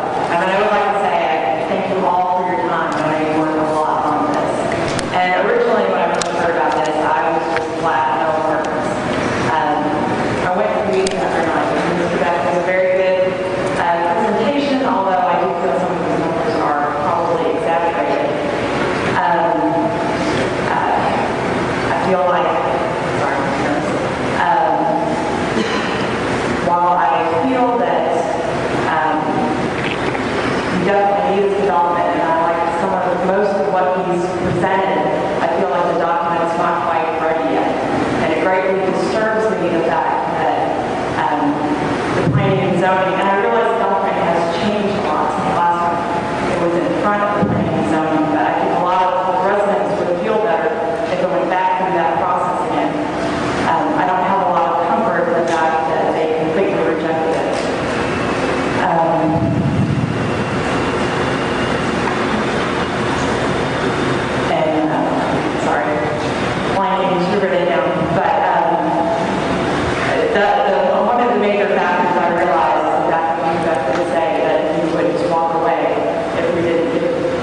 a yes tonight. I think he's not a very good businessman if he's already spent $250,000 and is willing to just walk away from that investment without working with us on it more. And I would appreciate it if you guys improve the plan to protect us more. And any which way you go, I appreciate your efforts and just hope that you'll do what you'll feel right with you. Thank you.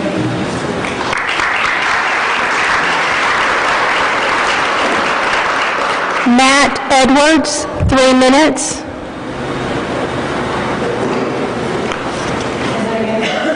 Matt Edwards. Kathy Carlton, 9 minutes.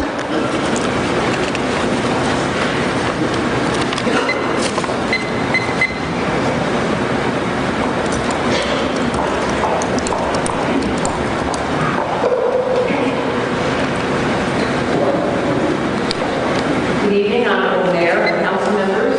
My name is Kathy Carlton, and I reside at 226 Phoenix Drive. I've been the garage sale chair for the community. I was the chair of the town's 25th anniversary committee and was appointed recently to serve on the Citizens Financial Advisory Board. So you can see that the progress of this town is very important to me. There's been a great deal of misinformation disseminated about PE 30. I prefer to deal with facts. The first fact is that Trophy Club should be compared to surrounding cities. In my comparison, I see that Grapevine has a property tax rate of 35 cents per $100 of valuation. Southlake has a rate of 46 cents, Louisville has a rate of 44 cents, and Roanoke has a tax rate of 37 cents, while Trophy Club residents must pay nearly 71 cents per $100 of property value. That is one of the highest rates in the state, not just the Metroplex. Another closer comparison between Roanoke and Trophy Club is that Roanoke's population is only 6,130, while Trophy Club now has 8,210 residents.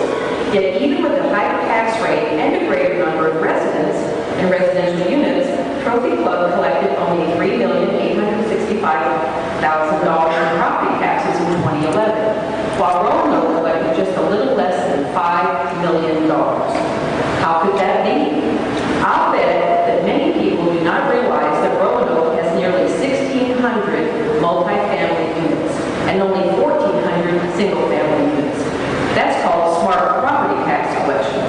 And I can assure you that the apartments are maintained in a much better condition than many of the homes I see around town. Now, we aren't Roanoke, and we don't want to be Roanoke.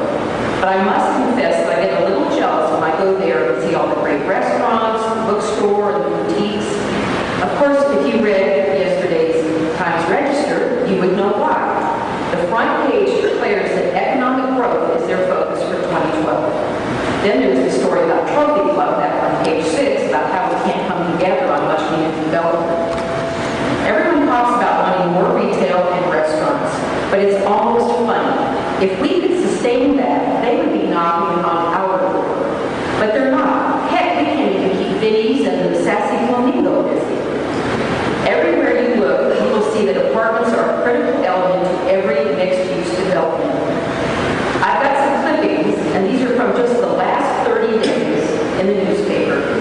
The first one is College Park Center in Arlington. They got 600 housing units and 27,000 square foot of retail and restaurant space.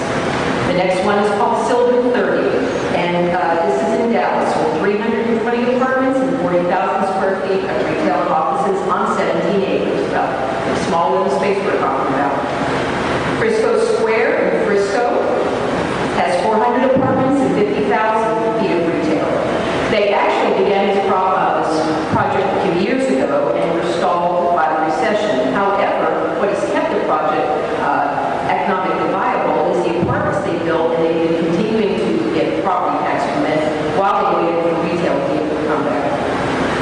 Then there's Fry Street Village in Denton. It has 4-story residential units with 194 apartment units and ground-level retail and restaurants.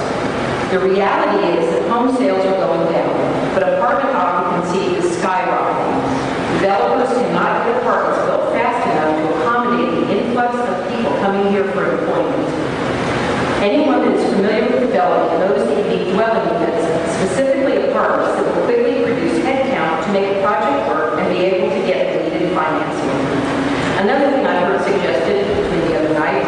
we mandate that owners not lower the rents. That's called rent control. They do that kind of thing in California and New York, but we don't do that here in Texas. And usually the statutes in those states prevent landlords from raising their rents because they want to maintain affordable housing. I find it almost humorous that some people think we can tell a landlord not to lower their rents. Let's talk about maintenance. I mean, let's really talk about those people. My husband and I bought our home from a family that lived here for many years and had roots in this community. But things change. You know, kids move out, they retire, income changes.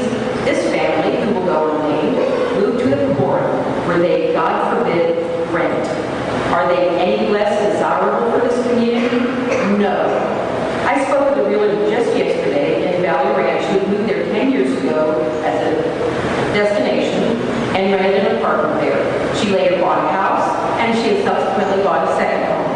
Now she told me the bulk of her clients are apartment dwellers who have grown to love the community and want to make a more permanent investment there. If we are smart, that is what would happen with the people that move into the apartments in the PD 30. And make no mistake, these people have money and income. Again, I refer you to a couple of news clippings. This one earlier this month, the headline says, DFW apartment rents hit record highs. Rents averaged $804 a month in 2011, most new units above $1,000. Here's another one. Apartments at Hebron 121 Station range from $770 to $1,550 a month. I would say that's probably higher than some of these folks have been here a long time paying their mortgage payments. Camden Realty Trust is one of the largest publicly traded multifamily companies in the United States. They own and operate 195 properties with over 66,000 units. They just released a statement saying that their residents have an average annual income of $65,000. Yes, they have the money to purchase a home, but choose for a variety of reasons to rent. I mentioned that I serve on the CFAB board. At each meeting, we are asked to review the paltry amount of sales tax we collect to see if we have recommendations about stretching it. We have been informed that we have 3 years to determine where and how we are going to find a suitable location to move the police department. We have $570,000 a year in sales tax to work with. Not to bring up Rowan again, but they collected $4,030,000 last year in sales tax alone. That is 7 times the amount Trophy Club collected. And remember, that's with 2,000 less people. There is something wrong with this picture. Now, I have never met Mr. Beck. The first time I saw him speak was Tuesday. Unless he is the devil personified, which some in this audience would have to believe, I have no reason to doubt that he will build a quality development. All I have to go on is the company's past performance, and I would say the developments of Hogan's Glen and Eagles Ridge speak for themselves. Does that mean the council should roll over and give up control? Absolutely not. Are there more details to work out? Definitely. I fully expect this council to demand the highest quality construction standards that will preserve this development for decades to come. And that goes for the apartments as well as everything else. But we are at a crossroads here in this town. I know that you are under tremendous pressure to reject this plan and to keep things the way they are. However, you have a greater responsibility to be the visionaries for our community and to set things in place that will benefit our town in the near and distant future. To turn our backs on this development offer would be irresponsible towards the taxpayers of this town and would condemn this wonderful place we call home to no more than a stoplight on the way to Rome. Thank you for your time and consideration.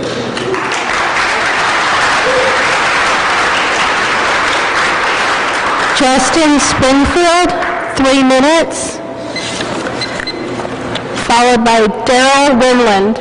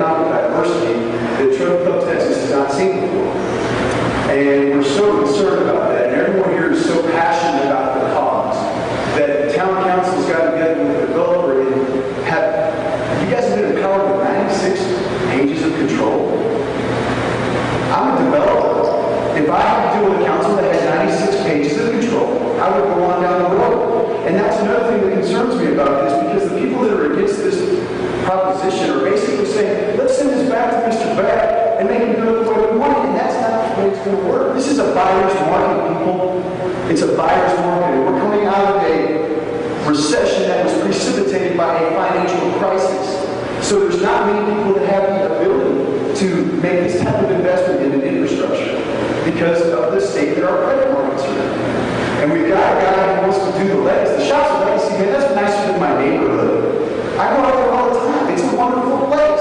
And guess what? It's awesome because there's this awesome retail element that we all want. Right? There's this awesome economic diversity and revenue driver and tax generator that we all want, right? Well, the laws of market capitalism have dictated that our community won't sustain that or it would already be here.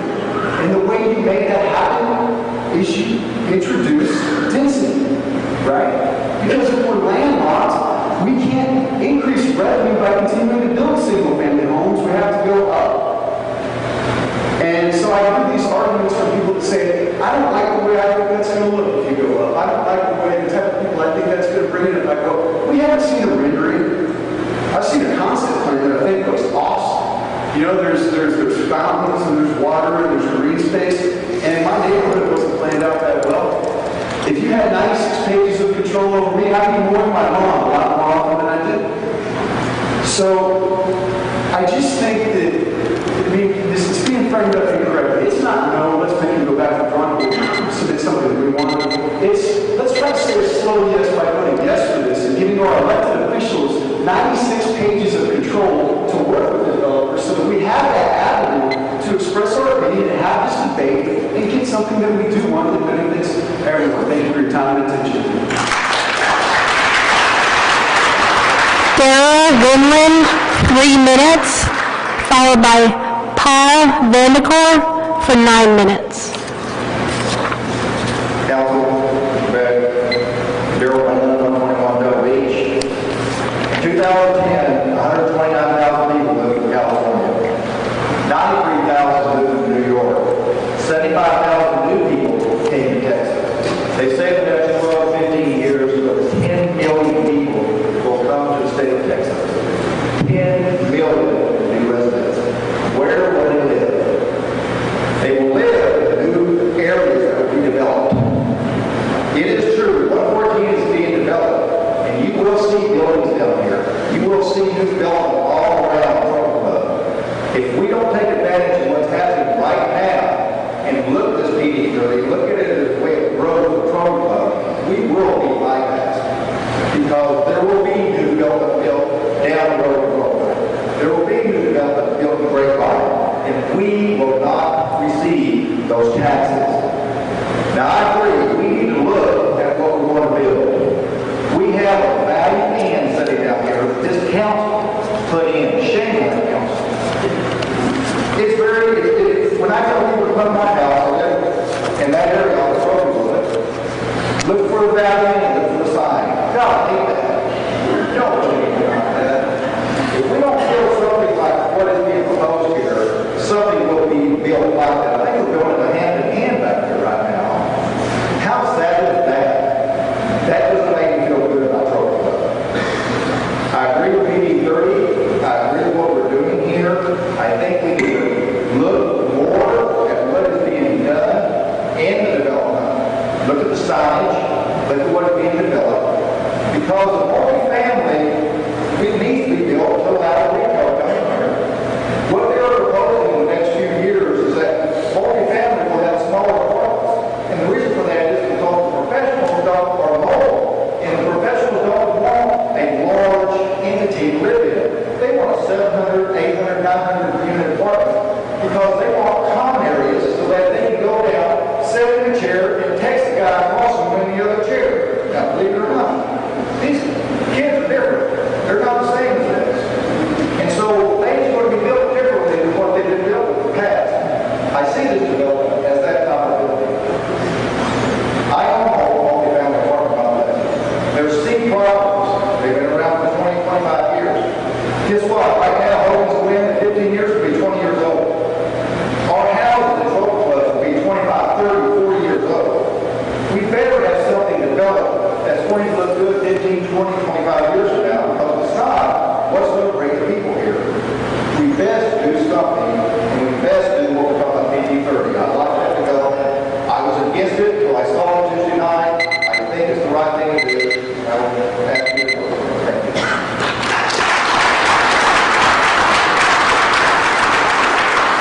Paul D. Van 9 minutes, followed by Wendy Bailey.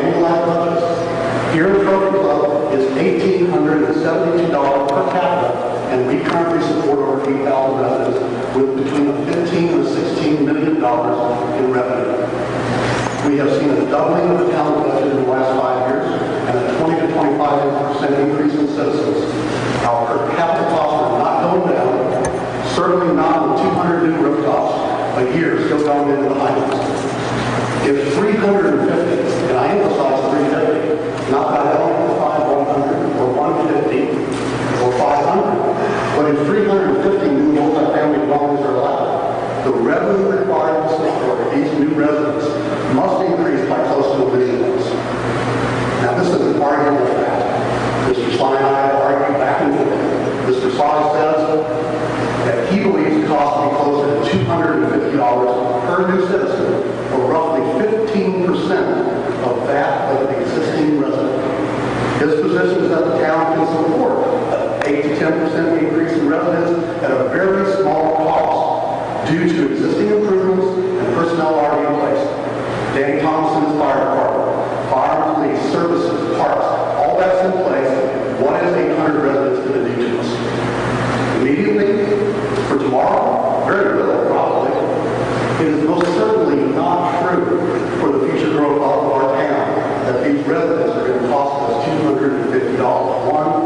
7 of what I lost this town.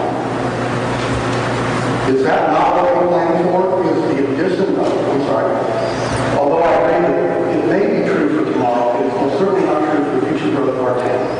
Is that not what we plan for? Is the additional parks and services, upkeep, maintenance, responsibility of all residents equally? How are we going to pay for these non-property tax paying new high-density residents? Well, the developer will say, and correctly so, that it will be through property taxes.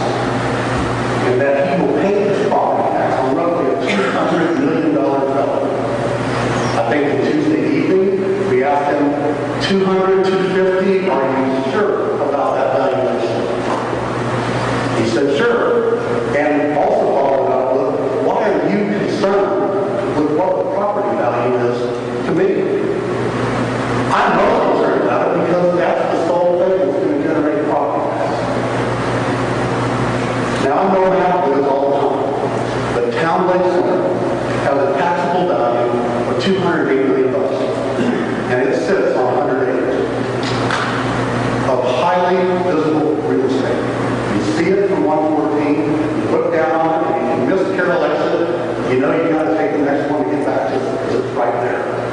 I don't know that this development is going to be that visible with all of 114 passing under two bridges in front of it.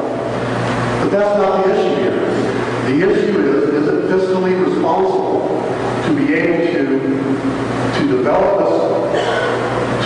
this piece of property and not have the money generated from tax revenues and additional sales tax revenue to support it.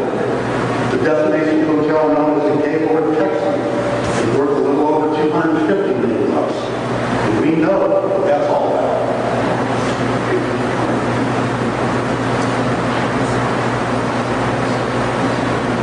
50 to 60 million bucks on this 26-acre site is all that it's going to support. We can talk about our hotels, we can talk about Omni, we can talk about the Marriott, we can talk about the theater complex, we can talk about a lot of different things. But if you take the most recent master plan, that drawing hanging up over there, and take all the square footages that are incurred in all the different types of land use, and multiply it times what's currently on the market, and current valuations off the tax records, it's hard pressed to come up with more than $60 million. Maybe 80, don't know, but I'm really pressed to come up with more than 60. And $60 million is all the support, and it will generate in the neighborhood of about $400,000 in property tax income. How are we going to make up the other $600,000 of the annual deficit created by the $1 million cost of 500 to 700 residents? I'm not saying right or wrong. I'm not saying it's good or bad. I'm simply saying fiscally, how do we make up that deficit? Consider sales tax income from the increased sales revenue from the proposed project. Mr. Sly quotes $300 per square foot of leased retail space in annual sales volume. I believe it. Fully leased, 100% leased. This has the ability to generate $900,000 towards the town budget, half of which will go towards the general fund. So we've got about $450,000 going towards the general fund. Mayor White? Your time is up. I'm giving my 3 minutes. Half of which will go towards the general fund. Problem is, not one of the properties that we looked at in Grapevine, 925 Main, North Richland Hills, the venue, has more than 25% occupancy with a smattering of coffee shops, donuts, and government reasons. Army, Navy, you name it, it's there. My conclusion, you're not going to generate sales tax with those sales. You will lease 100% of the apartments. As those same vision projects have 100% occupancy rates over empty retail buildings. Some are even converting ground level retail space into apartments as we speak. With over 350,000 square foot of apartments leasing between $1 and $1.50 per month, and revenues of about $400,000 a month to the development of apartment lease alone, I'm concerned about what incentive does the developer have to further develop anything over and above its apartment rental annuity. There may be things in place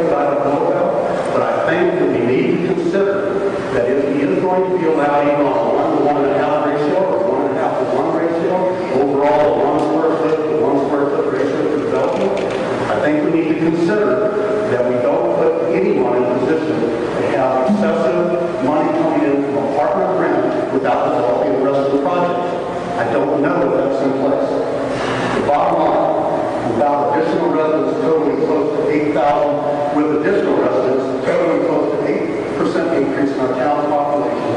We're digging ourselves a huge fiscal hole to climb out of over the next decade. Early onset projections of $500,000 or more. The bulk of the revenues will go to the developer, with only a small portion supporting the very real impact of apartment dwellers in our town. Should the developer make sizable profits? Should we be pro-development? Should we consider some form and quality and quantity of multifamily dwellings to make this project feasible? Should he be able to use his land for his highest investments? Yes, yes, yes, yes.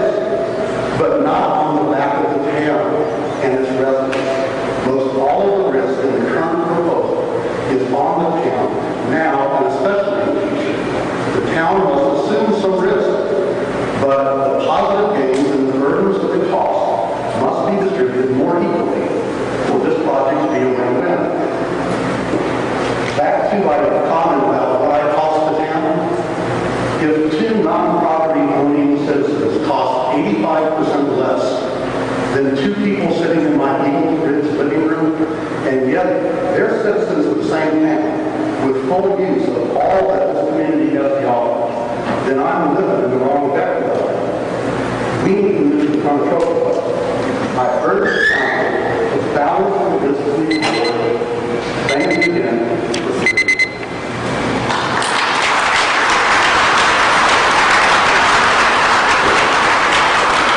Wendy Bailey, 3 minutes.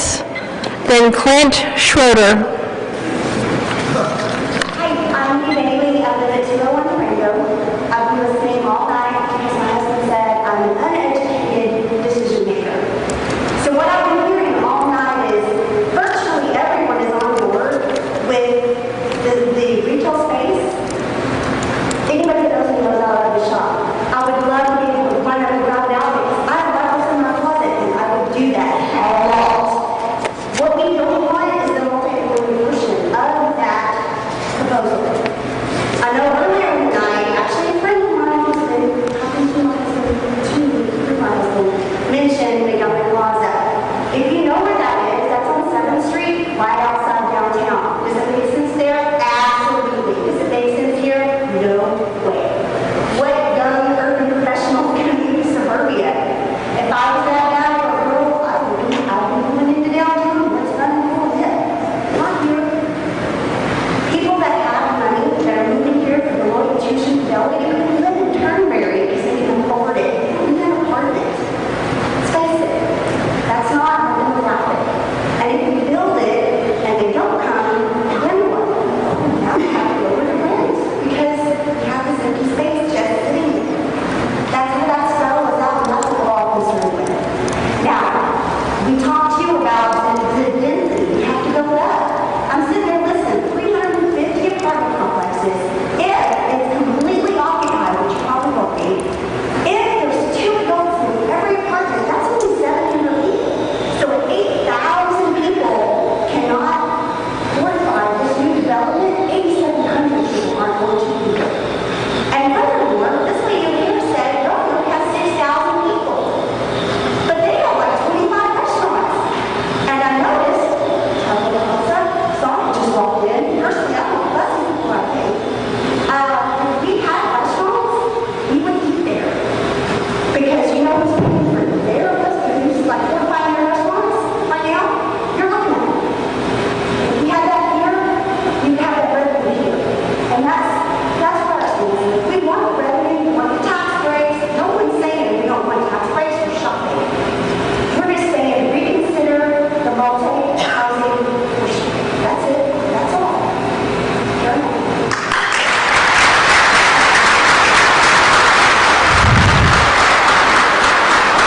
Clint Schroeder, 3 minutes. Followed by Nick Sanders, 9 minutes. Ladies and gentlemen, good evening. Thank you for your time this evening. I wasn't putting on speaking actually, but I want to take a moment just to give my heart out. Clint Schrader, 2624 Kingsford. I'm just a, I'm not a smart guy. I'm not saying resumes these people have spoken so far at. And some of the people have spoken have stolen my thunder. But I want to speak from my heart about getting things. I love that truck. I love the people that work here.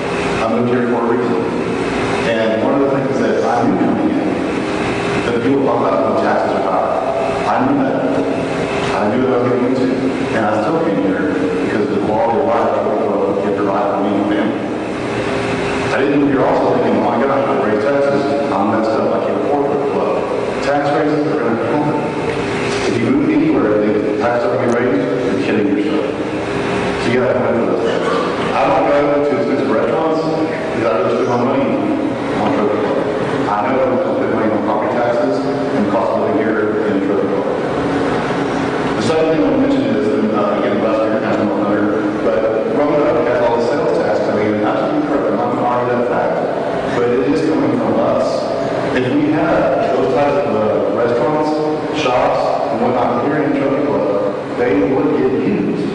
We would shop at Trophy Club. There is no doubt about that in my mind. We talk about the necessity of having apartments to support these retail shops. If you look at Cinco Ranch, Texas, which is outside of Houston, I used to live in that area, they have a really nice development of restaurants and shops with no multifamily in range. There are some apartments in Katy, Texas, which is next door to that. There are fewer than 200 units. You don't have to have a multifamily to support retail. You just have to have a retail that interests people to come to your place and shop and spend their dollars. I could have been anywhere in the Midwest. I could have been Plano, Frisco, Los Feliz. I chose Trophy Club because I love Trophy Club. And I still believe that the thing for Trophy Club is not multifamily. It is development. And I don't know, I would love to see these shops. I would love to see restaurants. But I don't think multifamily is the answer for Trophy Club. And the last year as well. We're not talking about this huge development of multifamily. It's going to bring thousands and thousands of people in. It's not going to make that much of a difference to who's buying all these shops. And lastly, I just want to mention, South Lake is going to bring up my opinion. They have zero multifamily. So how do they support their shops?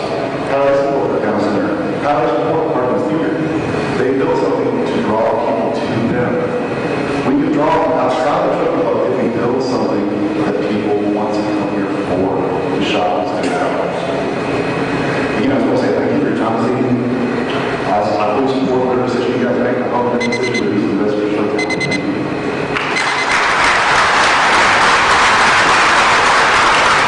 Nick Sanders, 9 minutes, followed by Matt Fenton.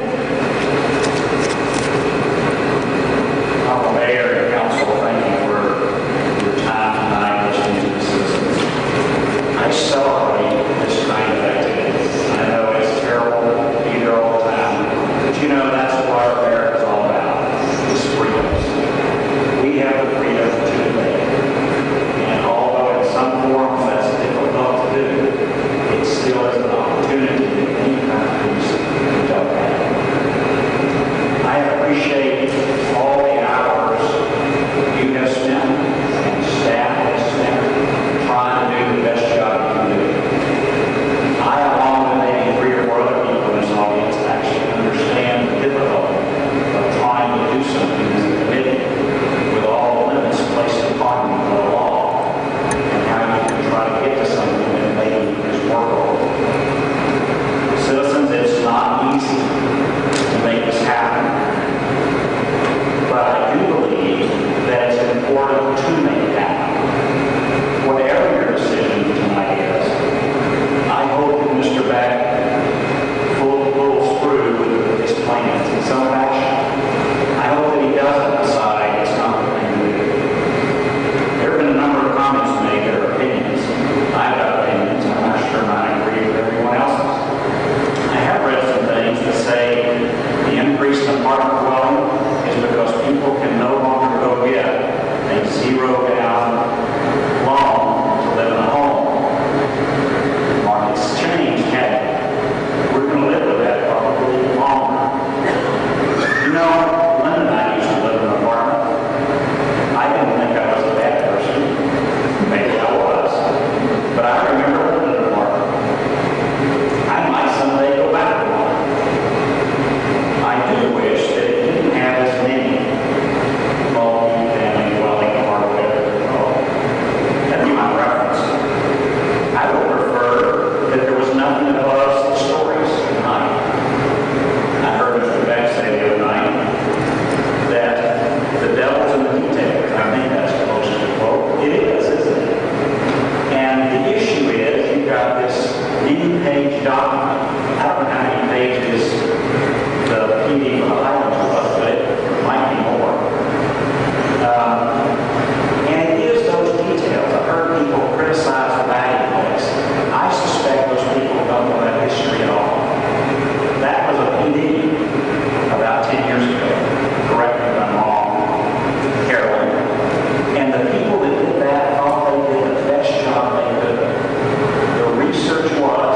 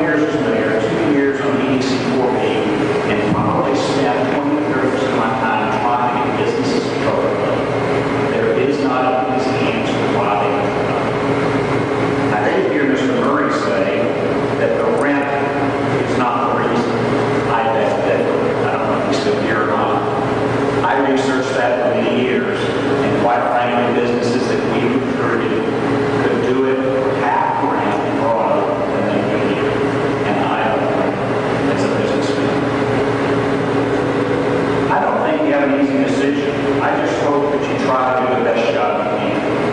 I sent an email saying those are my concerns, height, location. I really appreciate the fact that at least along most of Trophy Club Drive, Indian Creek, it's lower than other places. But I really don't think so. I really think something less. I can tell you what's going to happen. You go 8 stories along the road, we get tallest thing around. That's close to the road, everybody will criticize why they'll do it. Well, that's the way it goes. I did send you an email and talk about, I've been here about a year when council had approved the PD for villages or whatever it is where the settlement is, you know. That was going to be a Tenco mobile gas station with amenities and the like. I remember people standing up at such a meeting and saying that will ruin the entrance of our town. Is the worst thing that could ever happen. About a week after the gas station opened, I was there buying some gas. You had to plan what you were going to do with gas because there was no close gas station. And there was one of the ladies that spoke against it. I wanted to go over and say, what are you doing buying gas here when we need more? You know, I don't know that they were in the town. It sure looks pretty good. Quite frankly, I was in favor of the Taco Bueno. We would have had the best looking Taco Bueno ever. Of course we did. Mr. Sly said the other night, first of all, I appreciate his presentation. It was nice to see some of those facts. We've heard lots of facts tonight, and people express opinion. Quite frankly, I know that you can support any opinion you want to, the numbers that you want to see, in a particular way. And I think most of you know that too. Well, Mr. Sly showed that we need a $5 million police station. I agree we need a police station, maybe not that much, but I didn't quite necessarily agree with the chart that said I needed $25 million and it's all condensed in about 5 years or whatever. Spend $5 million on a building, I bet it's going to be a 30-year, 20-year loan. It's going to be spread out. So let's kind of learn, and I know there's some generalizations that have been said about money. You know, most of us probably know the history except our new citizens in town. Do you remember the Blue Road controversy? I'm not sure, Scott, you were around, you were maybe in college. But I remember how that proposal was, Mr. Beck Properties was going to build half the road, and the citizens were going to have to build the other half of the road. The citizens said there is no way to build the other half of the park of Sunday. You know what would happen? I remember that if they go to the charter election, those of you that have been here, man, that was painful. Families were divided, people were divided, up in this road. Do you remember the gas rodeo? I do. I was one of those people very much against it. What was the result of citizens getting involved? We got something better. It's not perfect, but it's surely better. I remember the highlights. I lived through those meetings, and they were long, and they were tough. But if you look at it today, we've got 800 new citizens and beautiful homes and more taxes. ED 30 will be the same issue. Some people think it's going to kill us, and maybe it does. And I don't want to see a lot of apartments. I don't want to see a lot of money. I know you have a difficult challenge. I just say, don't approve it tonight if you don't think it's good, perfect. Get as close as you can, and you know what will happen. I was at a Courtyard Marriott this week and found out that they now serve supper. I'm talking to someone about how great limited what happens with hotels. Guess what? That will probably qualify for full service in the night at the Courtyard Marriott. Oh well. Thank you very much for your time.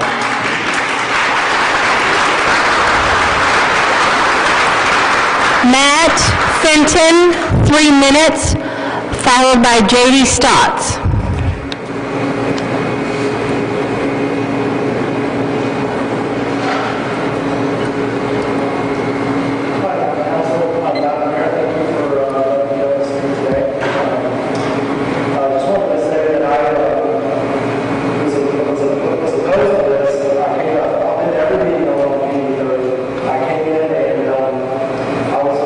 Very upset, very against it. We saw various emails and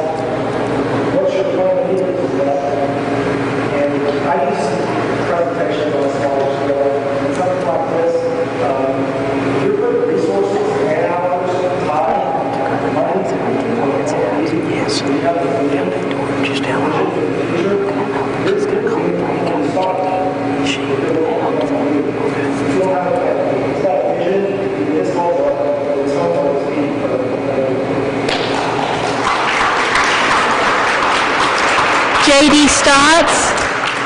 He's the last speaker that signed up. Does anybody else want to sign up?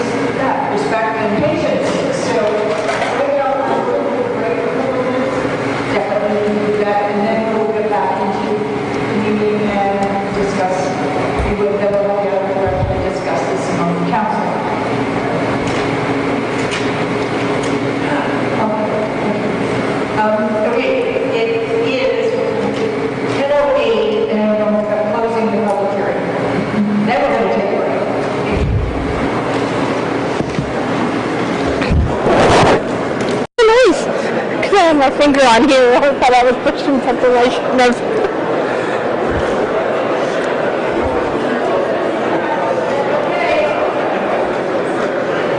I have the document.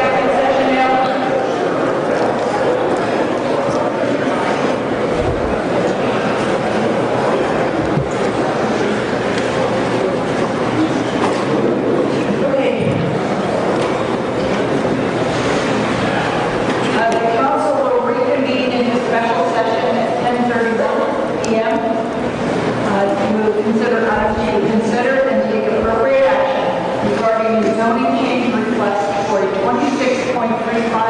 acre tract of land located in the northeast corner of State Highway 114 and Trophy Club Drive from the current zoning of PO Professional Office and CR Commercial Recreation to a planned development PD30 mixed use of multifamily retail, professional, and recreational. Can I take my name off the speaker? You don't want to speak? Yeah, we'll toss it. Thank you. Thank you, Madam Mayor and Council.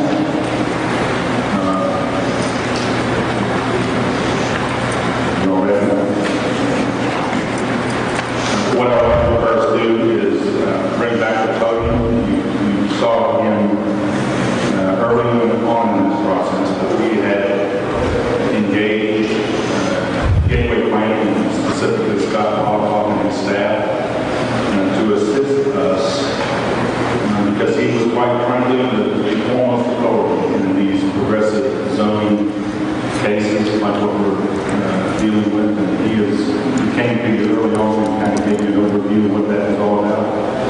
He has since spent a considerable amount of time in the background helping us review and make recommendations and working with the development team. And what I would like to do at this point is call Scott back over. You know him, Scott Hogg, and allow him to make some overview or overall statements concerning this particular document and its stance today. Scott?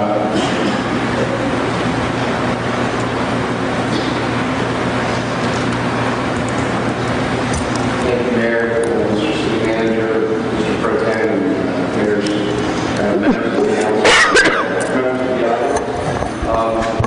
Personal observation. My name is Scott Hogg, of the Gateway Planning Group, the office in Fort Worth. Personal observation. I'm very impressed with the discussion. I learned some things on both sides, so I thought it was very helpful. And I don't often say that, so when you walk in, you see 200 or so people sitting down, and you go, oh no. But I was really impressed with the level of discussion in terms of policy and insight research. As I said, you don't see that often in urban communities. You should be proud of that level of discussion. First of all, just let me, I know it's late, so I'm going to be brief, and then I'll be available for questions as you go through your deliberations.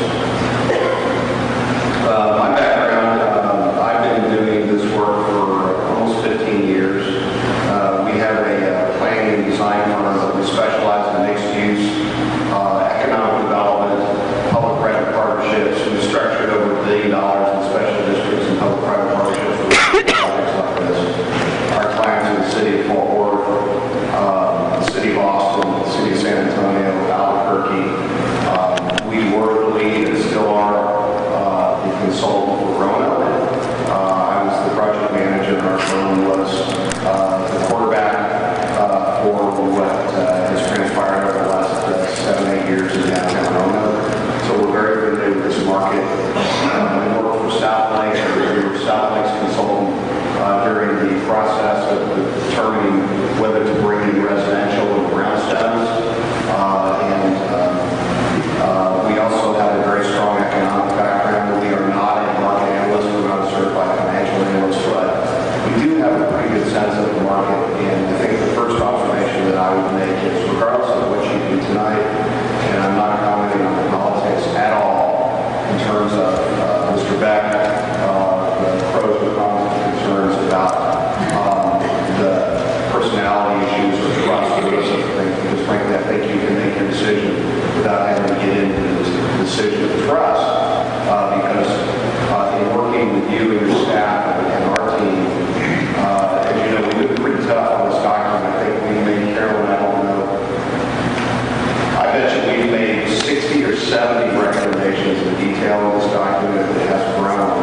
And as Justin Spring said, Justin's developing the code that we developed for Roanoke, and it's, I don't know, Justin, I think it's maybe 12 pages. So you have a very stringent document here.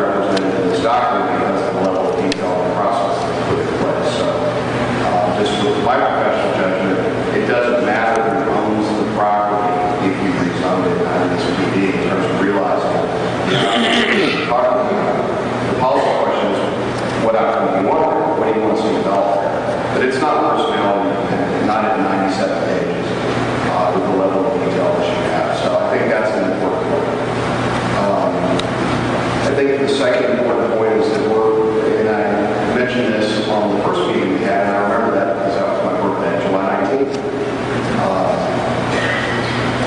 We are coming into a new development cycle. And I think one gentleman mentioned this, and I think it's an accurate statement. There is only so much capacity in this market. Now, it can shift, it can be picked up from one part of the metroplex to the other. You can have impacts from community to community. Those are dependent on a number of different factors, and there's many of them. But there's only going to be so much development capacity in the next, say, 5 to 8 years of this new development cycle. You're going to see the 114 corridor. And you're going to be in competition with other parcels, other communities, other locations. So I do think it's very important that you take into consideration the development cycle, the timing going into it, and then whether or not you are going to be able to take advantage of that. Again, I'm trying to be very careful not to weigh in on any rhetoric on either side that I've heard about, if you don't do this now, you're not going to do this, or folks saying, well, you can't be told what to do, so therefore you shouldn't do anything. I'm going to call it as I see it, and regardless of that discussion, and it's a legitimate one, I'm not asking you to dismiss that. That's your job as policymakers to consider the context and tone and precedent, but that's not our job as professionals, and I know that's not staff's job, which we've been trying to support. And so taking that out and not trying to even by implication weigh in on either side of that, I do think it's really important that you consider that your timing is perfect. It really is to enter the development cycle for this very important piece of property, regardless of what you do. There will be an impact on what you decide tonight in terms of what you're going to be able to do in terms of leveraging that development cycle. I think the third point is that the process that you've established, I think, has been one that there's not necessarily a right answer.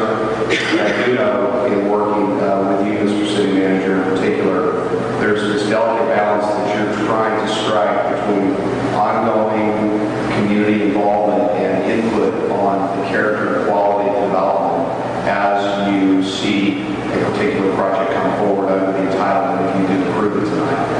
I think the key there is that you set up, I think, the right balance because on the one hand, you need to make sure that whatever you do in terms of the final site plan, that it reflects the vision that has been painted by the applicant. There's no question about that. So there's concern out there that by allowing for modification of the site plan and then administrative approval, that might be a loophole or a way for the applicant or a subsequent owner in interest to get out from under the requirements that are currently reflected in the document as it's been presented and edited up until the last minute. But the practical effect of it is, and I didn't talk to Patricia or Carolyn before I thought about saying this, but I'm going to say it because of our experience working with other communities. We do a lot of follow-up work where we help process, or we just follow and we see how it's played out. The reality is, if Mr. Beck's team or a purchaser from Mr. Beck comes in with a modified site plan and it frankly does not reflect the vision of the current preliminary site plan, I can't imagine your staff taking responsibility of approving it. I just can't. And I think what's going to happen is they're going to say, you know what, it's a close call and I'm not going to make that call. Now, I'm not speaking for them, but I'm telling you, I cannot imagine that they're going to take the risk of moving forward administratively and approving a project that doesn't meet the quality standards that you're demanding and have demanded in the process of the last 6 months in terms of where the document landed. So what's probably going to happen is that if it's not clearly down the fairway and a modification based on a tenant that comes in and says, you know what, we really want to do something that's very different. We want a mix of restaurant and retail and office that we didn't envision in the original site plan because they don't have a workable developer at this point. They did their best job because Mr. Twitchell has so much experience in his work. I think he's just, and again, it's not trying to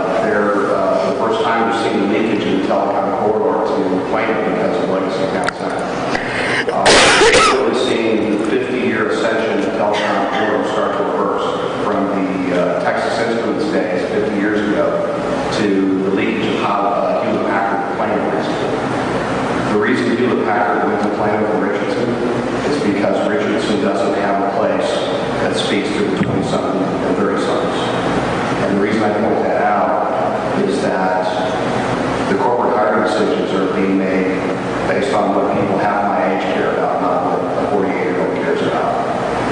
Because the talent pool is all about those young folks that bring that creative, intellectual asset to these corporate decision makers. There's been a strong, when my ex-partner Mike Weaver helped create the 114 coalition years ago, many of you probably know Mike. As I recall, when I first started working with Mike, and my first job ever in this profession, I had changed careers, was helping create the 170 corridor, and we did it in a couple of years, and that was part of the 114 vision, which was this is going to be a very strong employment center. As you know, of course, the vision, Sabre, and all of these companies.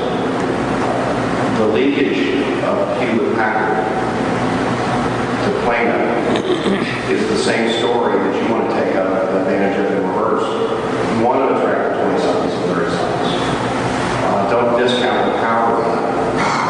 And my guess is that you should be able to take advantage of what Roanoke's doing. You're starting to see urban residential being developed now in downtown Roanoke. We've got the first 2 buildings. And we planned that, you know, that big parcel in the south end? That's planned to be a very similar project to what Mr. Beckstein has proposed, with a strong urban residential component. It was always planned that way. And I think you're seeing that market begin to shift up there in part because of that strategy. So I'm not advocating one way or the other. I'm just trying to make an observation from an economic development perspective that if that's one of your goals is to help create additional momentum for employment centers along the 114 corridor, the economic development connection between this project, as generally conceived, and the development cycle that we're going into, is an opportunity to begin to look at economic development opportunities and to collectively begin to make this more attractive for employment. And I agree with the opponents who said you couldn't put enough residential in here to drive the retail. They're right. It's not fair to suggest otherwise. But that's really not the point. The point is the successful retailing environments are the ones where it doesn't die when stores close. I now live in Uptown. I moved from Fort Worth. I moved from a home by choice to a apartment in Uptown. And it's very expensive, by the way. And what I'm seeing happen is that all that are trying to get the retail going in downtown Dallas across Will Rogers, they're not successful. Why?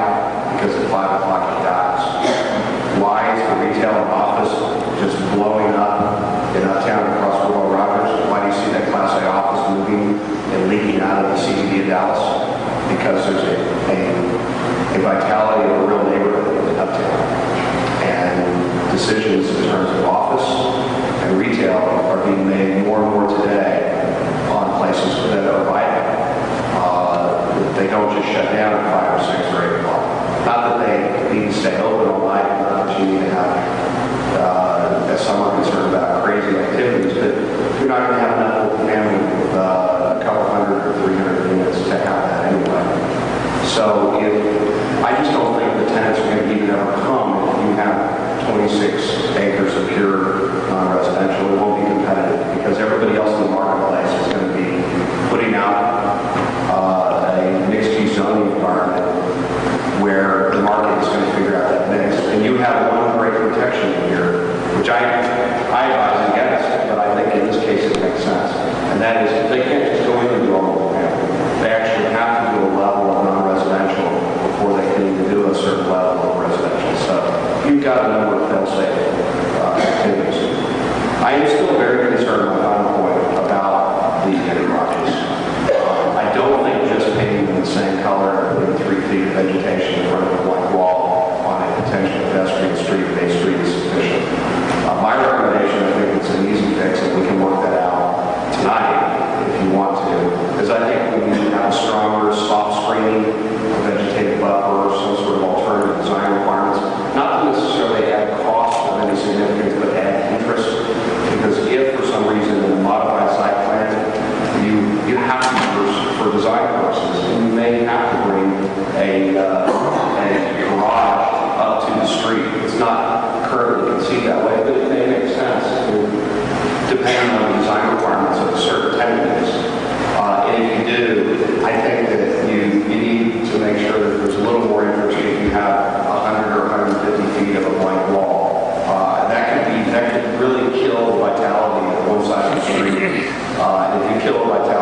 side of the street, you're going to kill the vitality on the other side of the street. So other than that, I think the document is in its,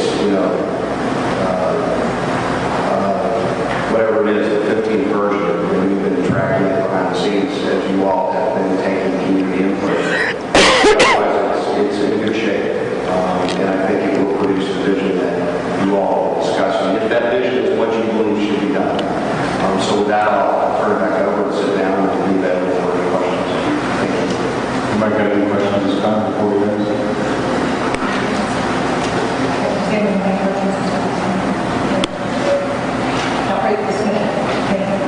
Madam Mayor, I know that you and the council are anxious to engage Mr. Bennett and vice versa.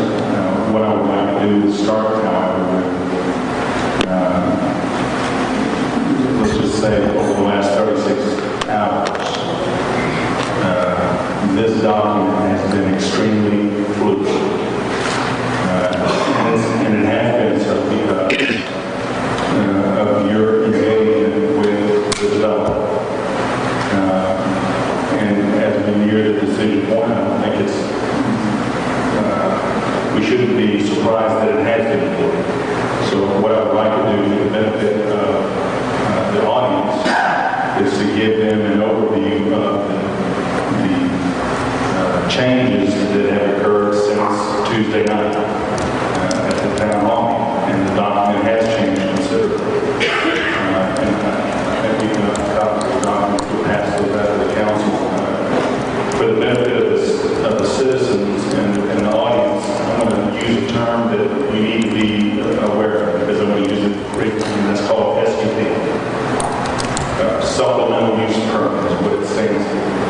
And what that basically means for you and me is that if there is a provision in this document that requires an SUP, it means that the developer, in order to do whatever that requirement is, has to come back through the P&Z and the council for P&Z recommendation and approval by the council. In other words, there is no ministerial approval. An example that's in the document that you're aware of is, alcohol-related restaurants requires an SUP.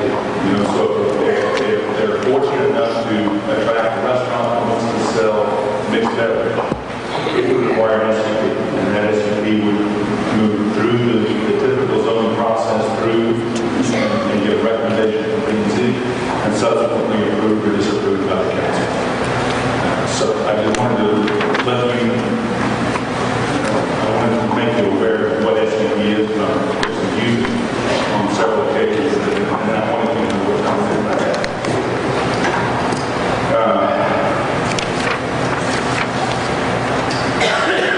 The first point I'll make to this document and the changes that have occurred over the last 36 hours, obviously, and I'm just going to run right down this thing. The table of contents has changed as a result of some of the discussions, negotiations, agreements that the developer has had with the various council members on an individual basis or through me representing the council. They're telling me what it is that they've got to have in order for them to even conceive of potential support. And so we've made significant changes to the table of contents because of the review of Mr. Pollack. We were able to realign the drive-through lanes specifically for what's called quick serve restaurants, QSRs, so that we don't have stacked vehicles out on the driveway. We put some documents, some language in. Let's get to one of the hotels. The hotel has been reduced to 6 stories.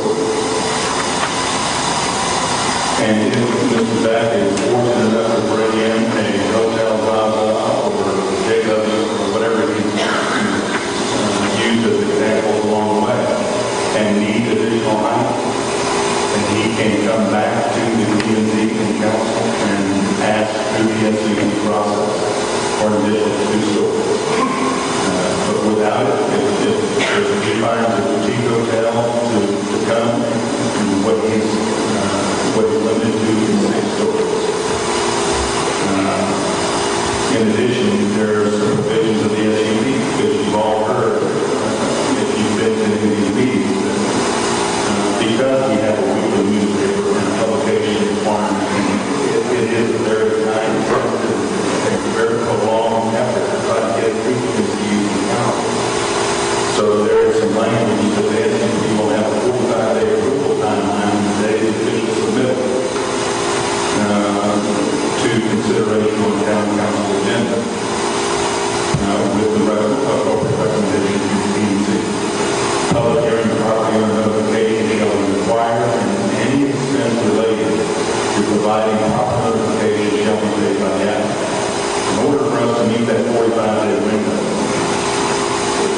have to go out to the big to start up.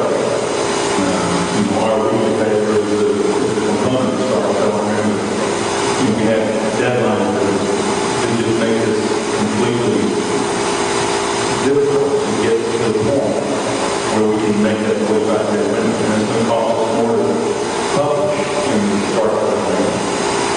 And there's language in there that the applicant will cover those costs. Some ministerial stuff, and I decided to be replaced with my vision. On page 23 for council purposes, let me turn to that.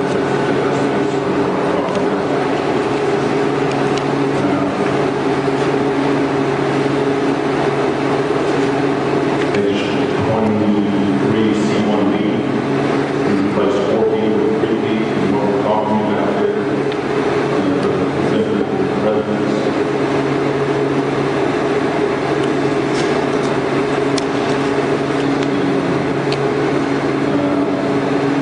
Parking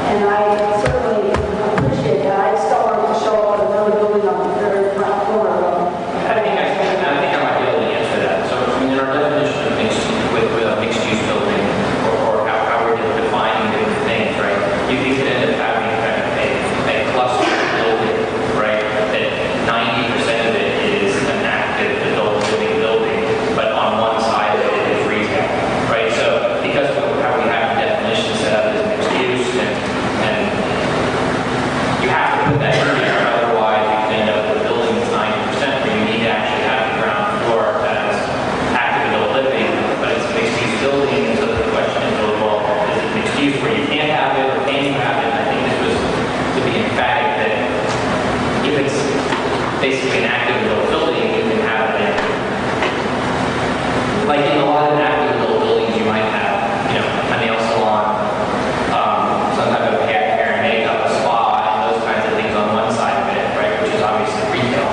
And on the other side of it, you might have your ground floor residential, and then you go up from there. I can do that. You may ask my question. But to your point, you have to correct the first word of that sentence because it says assisted. I think you might want to say that here.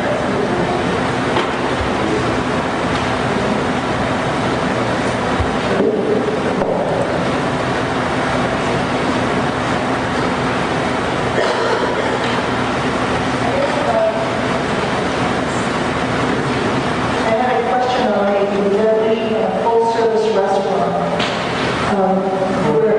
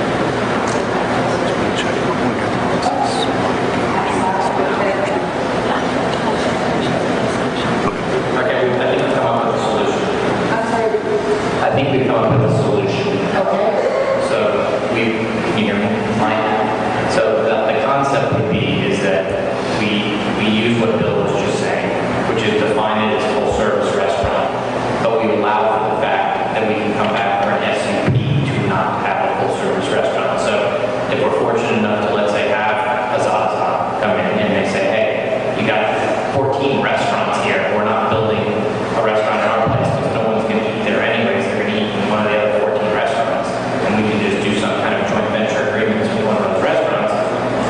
It's going to be pretty much of a no-brainer at that point. And obviously, we're not going to turn down Hotel Zaza just because they don't want to build a restaurant. If that's okay with you guys. So my recommendation in that case would be after where it says we're at 13 BI, the black full-service restaurant would remain, the bluer, whichever document you were talking about would come out, and after restaurant would go parents, exception by SUP. I think that says what you just. Absolutely, we agree. Right. After the restaurant there where it says full-service restaurant, you take out the blue or red, whichever you're working with, and then put parents, exception by SUP. I think this We just have to add that same new SUP language, the 45-day SUP language. So it would be the same type of thing. The hotel would come in, they say, we'll come in, but we're not doing a restaurant, and we need to know whether or not that's going to apply in a reasonable amount of time. For document cleanliness, may I make a suggestion that we use that 45-day requirement for an SUP as a standard statement? Does that work for everyone? Isn't the SUP? Okay. Rather than repeat that same sentence multiple times. That completely works for us. I think it's a defined term, is it not? It's a defined term, right? SUP, the document? Yes. No, maybe not, but we could use, we could put a single statement that says SUP and talks about the 45-day requirement. We have to add a definition section, defined term, SUP. Right. Thank you. We struggled so many times around how to ensure we have the right kind of hotel, and I think that works. I think that's kind of the linchpin, right? I mean, now you effectively have completely locked the evaluation from whether it's me, it's development, or anyone else. And, I mean, I don't see how a Hampton Inn or any of those places are going to get it. They need a full-service kitchen. And none of those footprints have that. Okay. Thank you. Okay. Page 6. 7. 8. I have some notes, but I want to make sure that I can just pass them on. I'm sorry, I have some notes on my old page 7. I want to make sure that I'm going to be okay to pass those by. I think we can let those go to the document. Okay.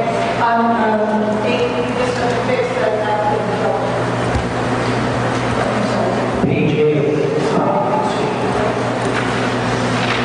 Is there on page 8 at the top where it says town staff, is it necessary to differentiate the town manager? In other words, should town staff mean, should that read town staff shall mean the town manager or the town manager's designee? Okay, we'll try this one more time, all the time slowly. The definition of town staff, should that read town staff shall mean the town manager or the town manager's designee? That's what it was, that's exactly what the definition was during the P&Z. P&Z had some issues with that, we changed the language to town manager and it says. Well, the town manager is no longer listed in the town staff definition.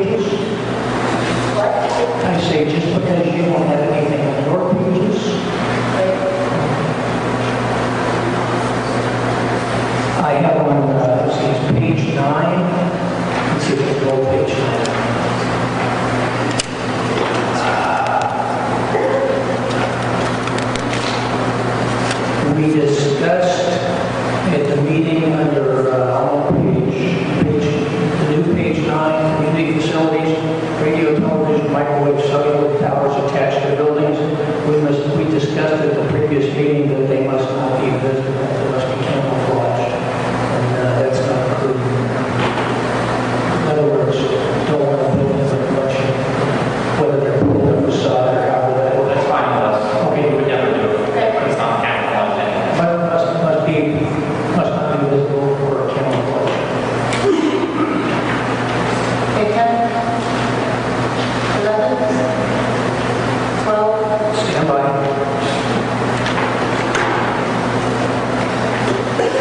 There's a difference in maintenance of open space and pedestrian. I'm now down at,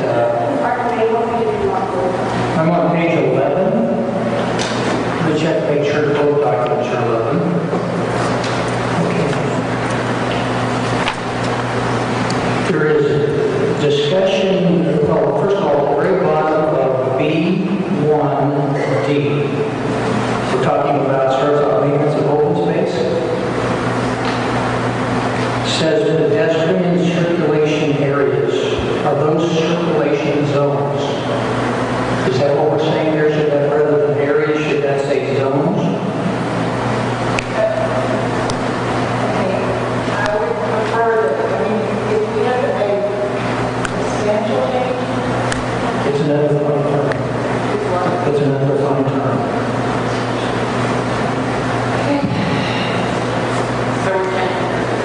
Well, with concurrence.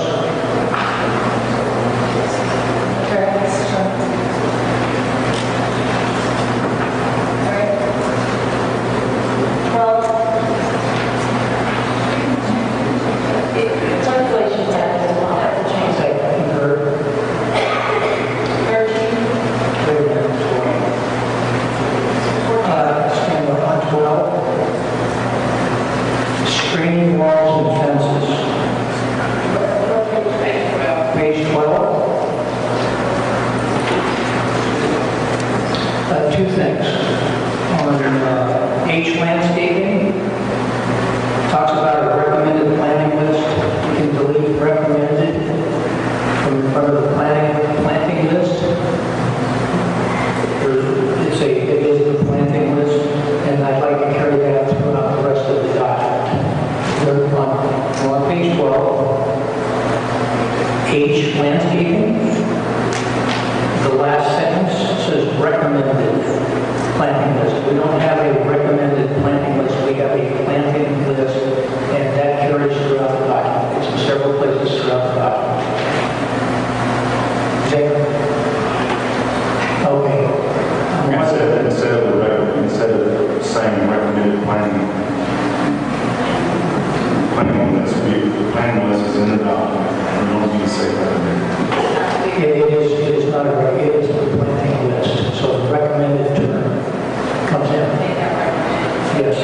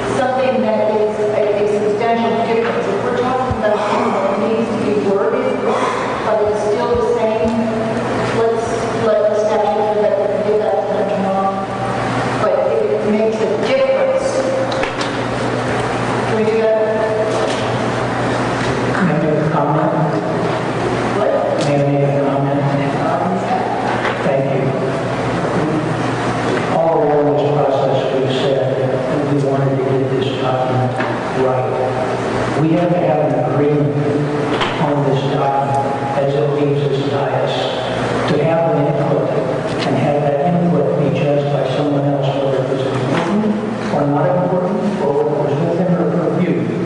To make that change, I think is outside of the boundaries in the scope of what we do in the council. I was asking you to make that change.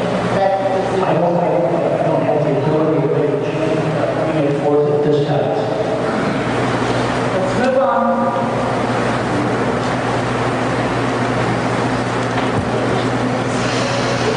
Mayor, a suggestion possibly to help kind of move it on, maybe side by side with the road at the same time, if that team would be concurrent with it, is that I do concur to the point that if we are going to take action on this document tonight, it needs to be correct. If there's a way, and I guess I'm adding that our town attorney in here too, either he can submit the list and give copies to both of you that your staff can review at the same time, and these grammatical changes and clarities that, again, probably need to be done, but instead of taking the time to stop and information to go through that, we can look through that and staff can look at both sides and you can review, and as long as there's no issues with the language changes, so it's just kind of getting incorporated versus talking about each one. That'd be something that would be workable.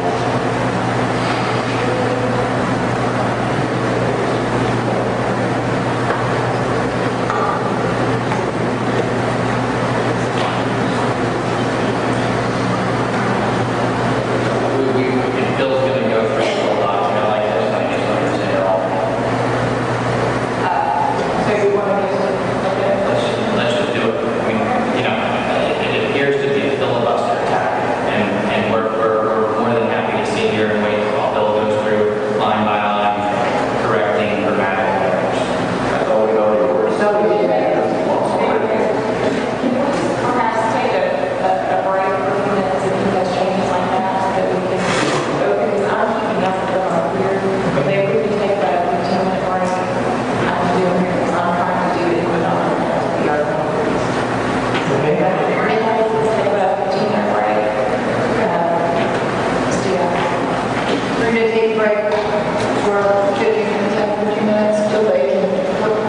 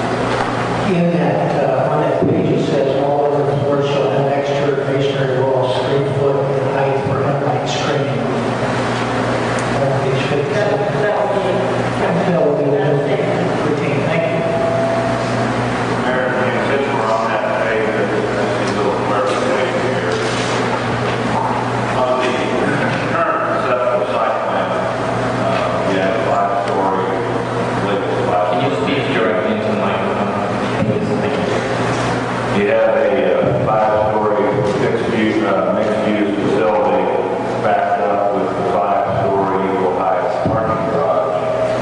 Then going to the west there, I believe you've got the initial building to be the one or two stories of office retail. So there will be exposure of those 3 floors of parking garage from the west view. So how's that being? The actual two-story building structure for the retail office is about the same height as a 3 or 4 story property. In other words, the building structure itself is much higher per floor than the parking lot. With the vision angle, the two-story structure blocks the 5-story parking garage. Actually, the 5th floor parking garage is where that structure is off. We'll have the structure of that parking garage. Right, that would change the document, that it would be equal height regardless. Well, we've got the structure at the same height as the highest structure. So Right, as for structure, the vision angle we have right now, 2 stories, structure actually blocks the 5-story garage.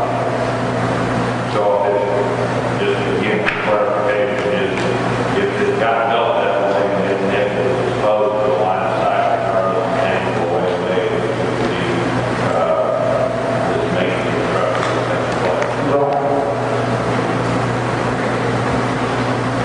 In that definition, during that phase, we're talking about parking garage, that is adjoining. It talks about the elevations of the parking garages and an adjoining building. That's different than the adjacent building. So, and you've got the vision in your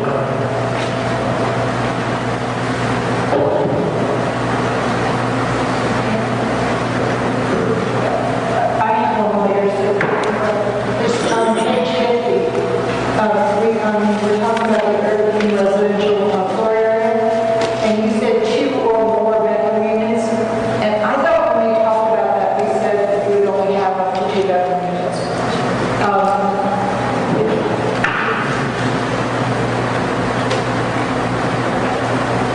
I believe that's worded the way I worded it that night.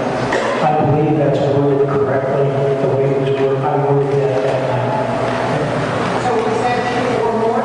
Yeah, each additional bedroom requires an additional 200 square feet.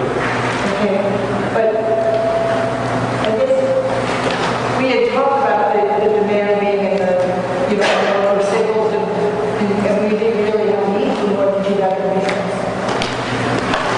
Do we anticipate building 3 and 4 bedroom units? If we did, it would be a very small percentage. Would it make any sense to put in a certain percentage? Just to, I really don't know what it would be, but I mean, just in terms of demographics, in terms of what's being built all over the country, they start building 3 and 4 bedroom units. Nobody is. nobody come here? I really just don't see that right now. I guess in theory, might have 3 bedrooms, since we've now combined this with the active adult living, and it's an active adult living component, I guess you very much see a 3 bedroom active adult living unit.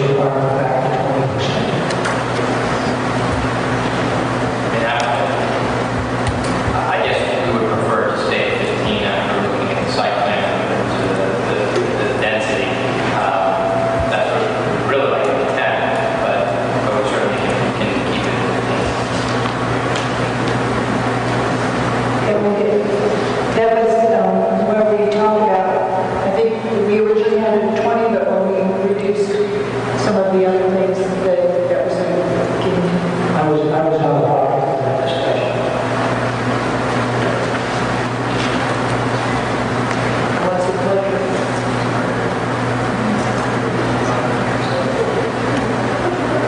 Yeah.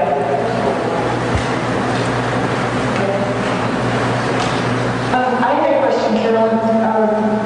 On the site plans where you noted the information that contained, I didn't see anything about a drainage plan. Typically, that's done as part of construction. Not generally with the site plan, but in the construction plans, we'll go through rock over and drainage as part of that. But if you have a construction plan for a building, how do we ensure that the site? I think I might be able to address, I mean, first of all, probably part of the planning, and second of all, we won't get financing without. Right. If you're going to read construction law, we might have an overall range, like civil engineering, we'll go through your engineering department. So there will be an overall range, after before any construction occurs. And that's the engineering documents we get with the plan. And one other thing I might add is keep in mind we're going to have full low raised parking on this property. Like, so we're definitely going to have some drainage plans. That's the first place the water goes. If there's a drainage problem, it's in the parking garages. I have a question on page 19 of the document. There's a table there, location, minimum setback, and maximum setback. On Indian Creek in my notes, I have 100 feet for a maximum setback on Indian Creek Drive. Did that go away? Where you at? On page 19, on the table.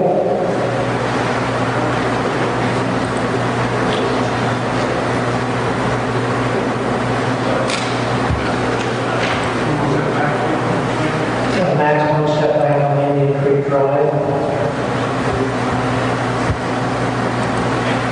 That's fine. 100 feet. Thank you.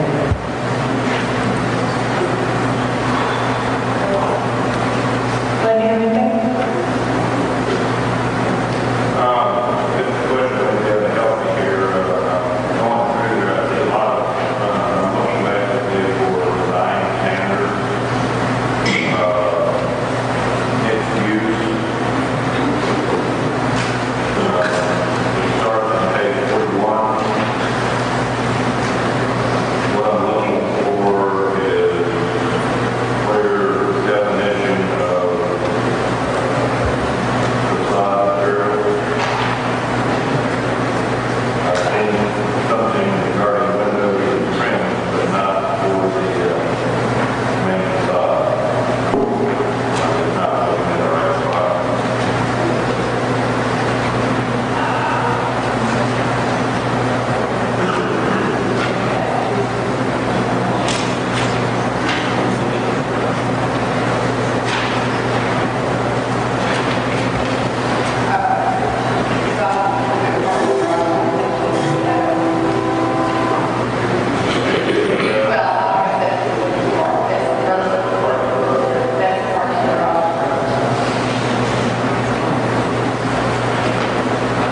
Page 50. On page 50, it says, in number 3, building material, a minimum of 85% of the front facade of residential buildings and residential building facades along 5 Main Street, Jordan, shall be finished in masonry, brick, stone, stucco, using 3-step process, cast member, block, block. There's a similar section like that in every one of the sections that talks about building materials. Right.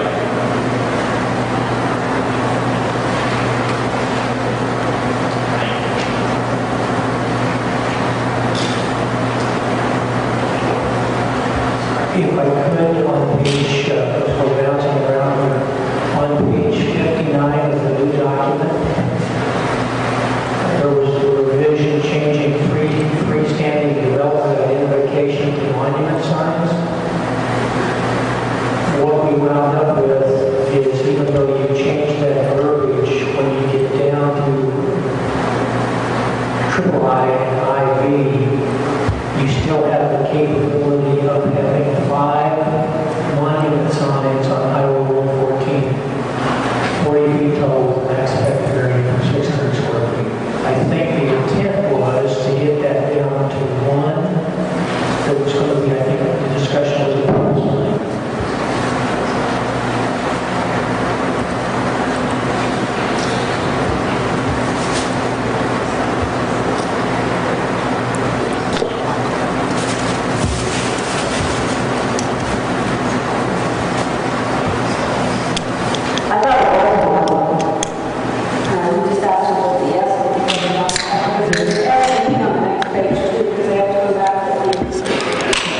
That was the discussion at the previous meeting, was to get it at the city one, but the document was going to reflect that.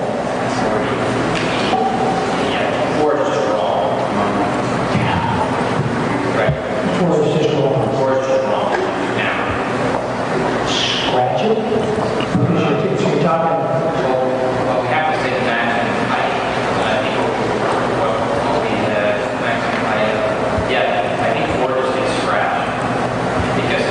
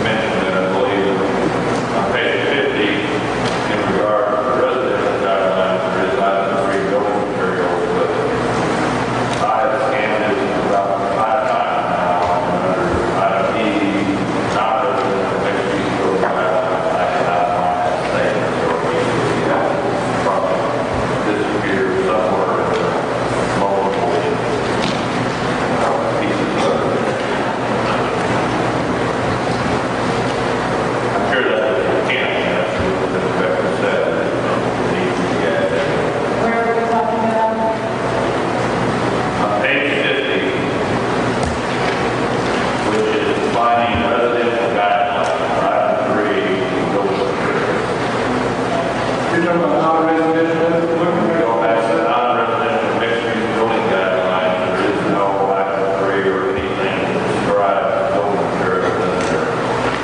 Mr. Scott, on page 47, this is for the non-residential.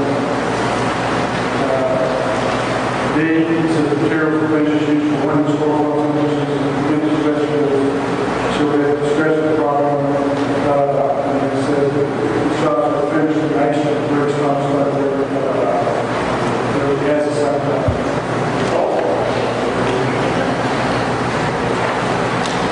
Is that clear? I read that particular sheet, I read that as an entrance, but I don't know if you can get another piece in there, I guess, besides the overall style. It says storefronts and It's sort of right entrances is pretty much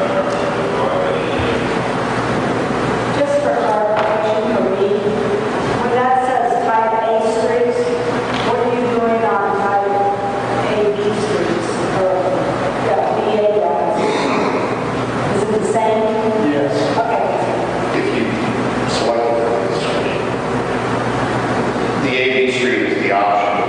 It started at an A, and I believe it was an N, I think it was a B, then the A requirements come along.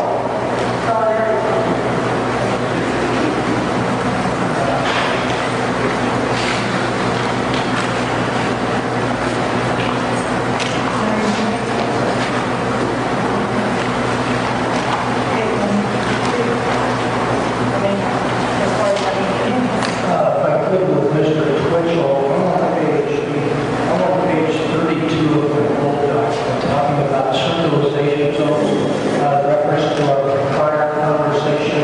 So see if I can get a new document page. Must be posted 32.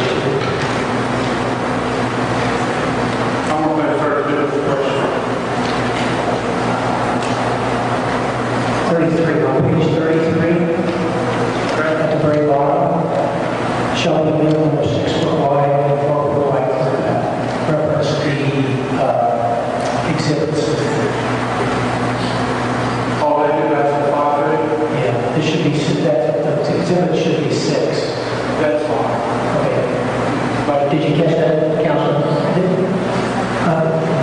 On the exhibits where we were talking about 5 foot, should be 6 foot. Thank you.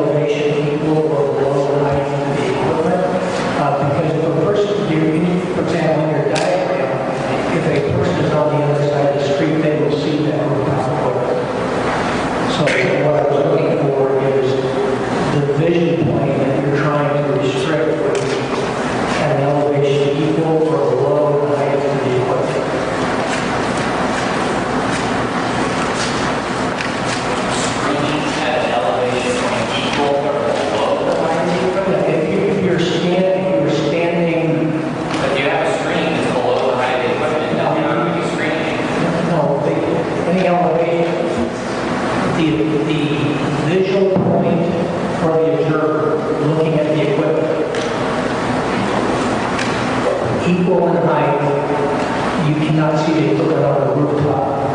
And if you're Representing further from A Street. yes, or I just, what I'm driving at is to get the screening level on the piece of the equipment to the same height as the equipment. Your diagram shows that's recommended, but not required. The top, any rooftop can't be any taller. Yeah, either way you do that. So actually, in that diagram, well, the verbiage will need to be changed, but the diagram, the recommended becomes a required one. And where it says circulation ends only if goes away.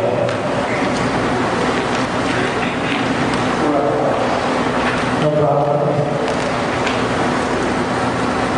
So I'm sorry, we're changing that to, we're on page 48, and rooftop. Take what you do.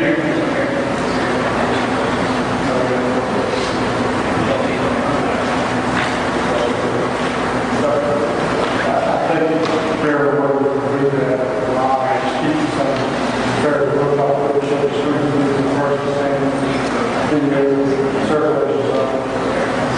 And no rooftop,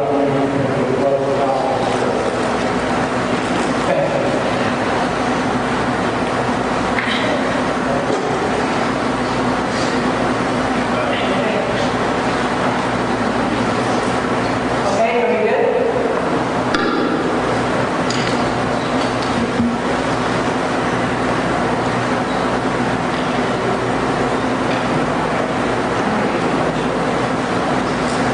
I have, well, I'm not at that point, but I would like to discuss the process of the document. I'll need to get to the page,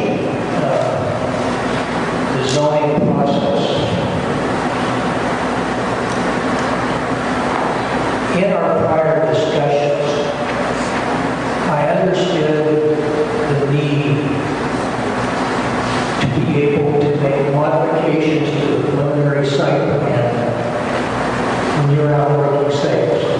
When you're trying to get a buyer, I need to have the flexibility to make a timely change to the preliminary site plan. And we have in there a modified preliminary site plan, how that will be accomplished. And accomplished with the town staff. And in this particular instance, the town staff can coordinate with the P&Z if they'd like to get information. Now, having completed that critical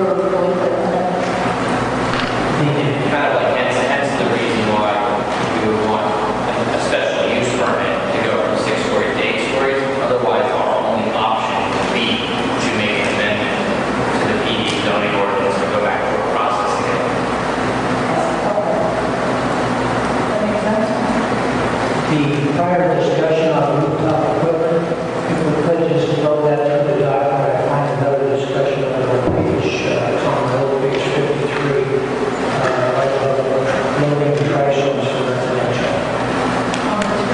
Well, it's the old page 53. Let's see if I can find it on the new document.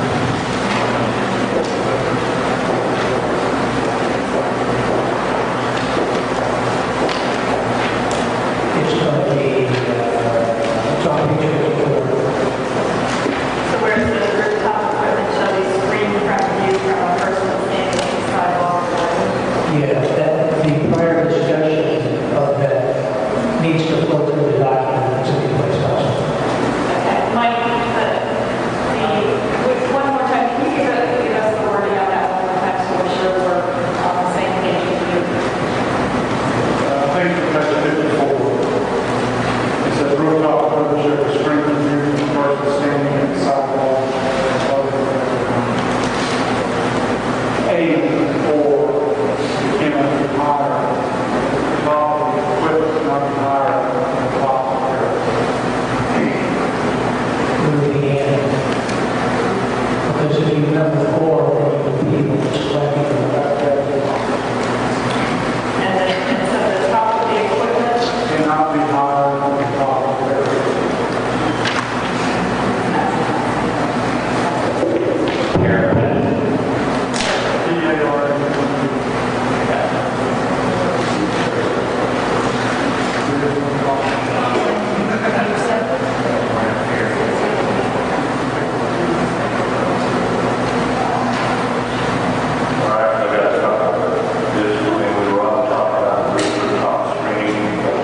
Can you talk into the microphone, please? Okay, on the rooftop screening,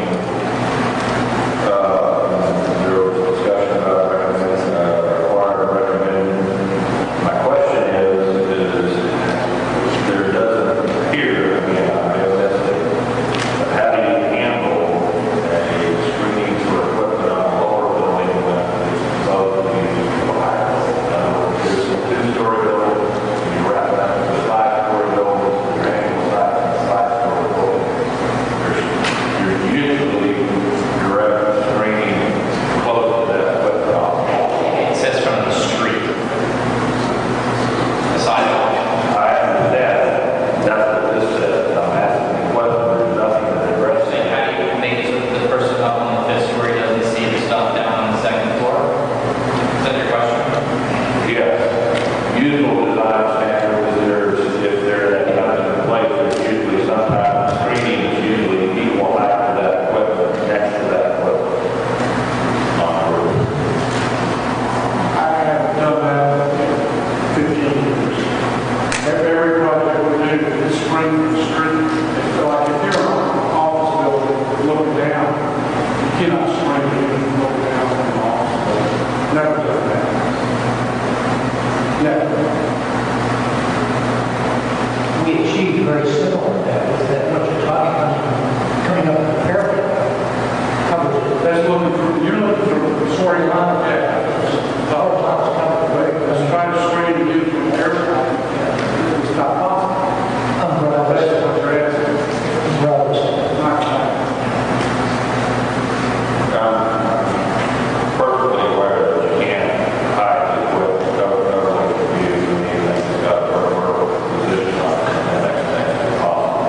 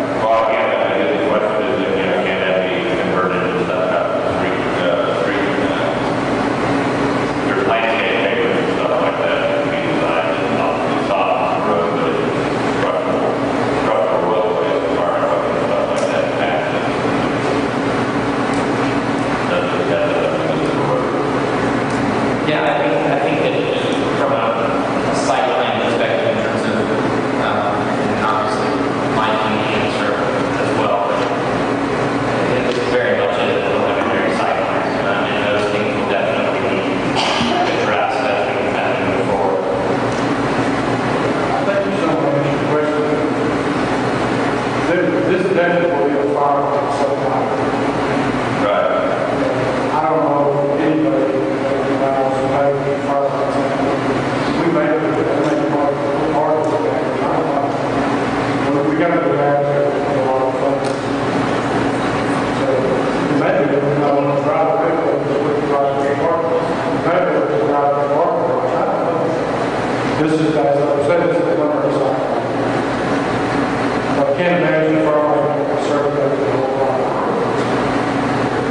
So just to be clear, again, I mean, there's a number of things that have to be done, not least of which is the traffic study.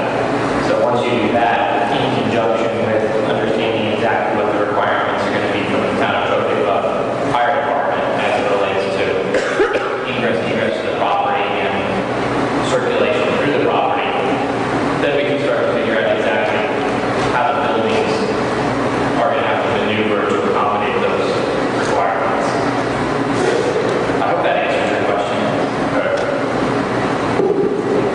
I have a question on page 22. Which page? 22.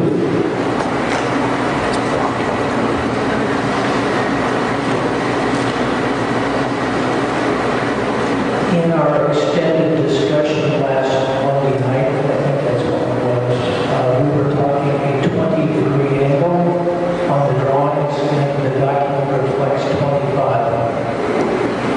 I think we were talking between a 20 and potentially 40-degree angle. In fact, it was a 40-degree angle on there. You weren't confident as to what the number was, and if you go back to the transcript, you'll see that what was discussed was that we were going to go back and actually figure out what that angle needed to be. And that's effectively once we actually plotted it, what the angle actually needed to be. Was 25.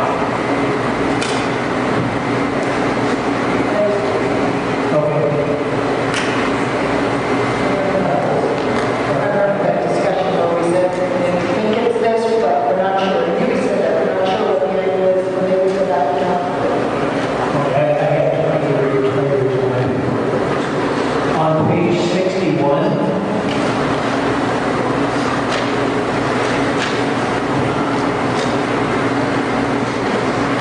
the inner design is at the sole discretion of the property owner. I town staff. And our town standards, banners are always at the discretion of the property owner. That's true, right? Okay, in that case, disregard by previous company. Okay, are you done? Pretty much the advantage is just, I want to just clarify this large section of this document is, we were talking about the line design, but I want to make sure the language basically applies to all sites. Is it size will apply to the current things. Yeah, that's, if it's not clear, we can make it more clear. Did you hear what he was saying? I think what he said is he wanted to make sure that all signs are going to have to comply with existing sign standards, as it relates to lumens, as it relates to those types of things. I think that's how it is, right? Yeah, you're getting confirmation, Councilman Struther, from your town staff, that is how it is.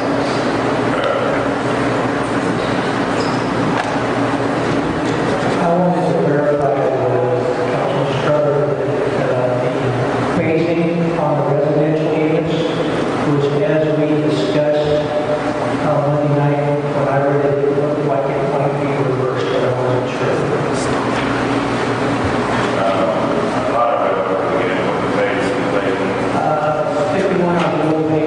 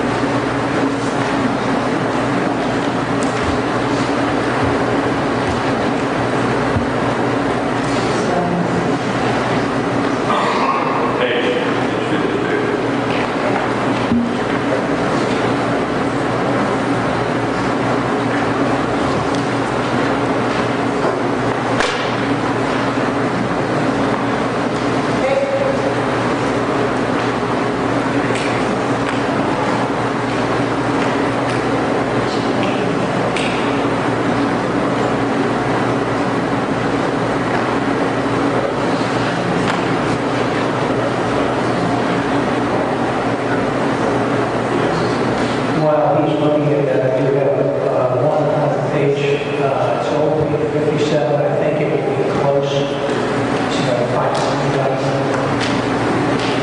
58 in the new document. I'm waiting for someone out there in the audience to holler at me any minute now. The shared parking study is pretty well laid out here. Once that process is complete and there is a reduction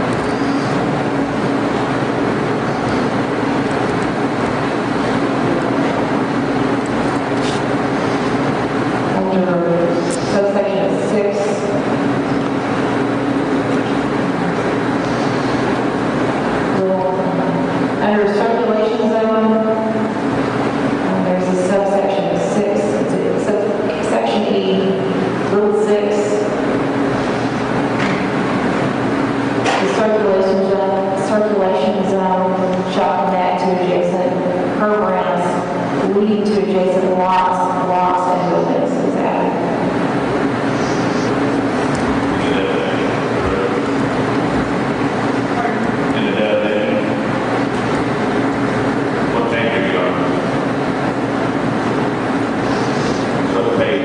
That was circulation zones, it was page 20, well, mine's off because I've been making revisions, but it's 20, 25 or 26. It's underneath the pictures.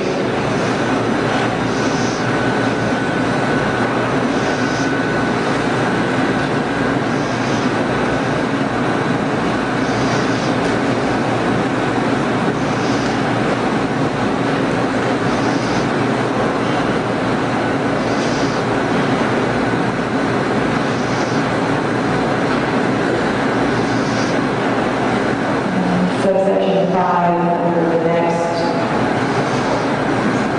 supplemental use zone, circulation zones shall connect to adjacent programs leading to adjacent lots and buildings.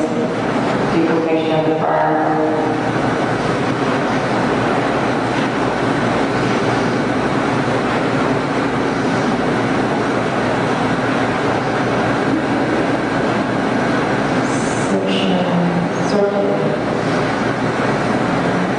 Circulation zone, section 2, again, another section, it's under parking zone or after parking zone. There's a removal, circulation zone is dedicated to line pedestrian circulation and shall be a minimum of 6 feet wide with a 4-foot wide clear pedestrian zone. There was a parenthetical including trees and tree grades, and including street trees and tree grades was removed.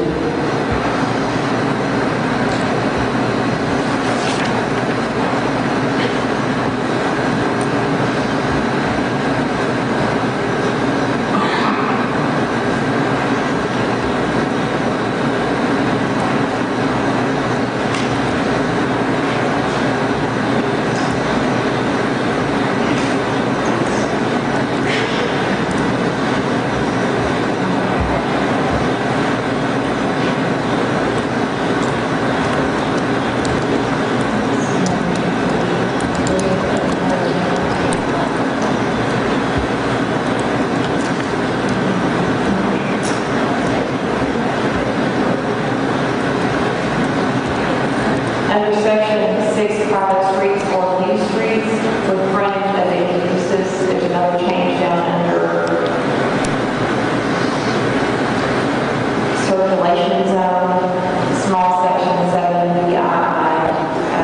Landscape walls, steps, planters, tree well, decorative landscape lots, side any decorative landscape features found in waterfall center shall be allowed in the circulation zone. The addition is provided the required 4-foot wide clear zone is maintained.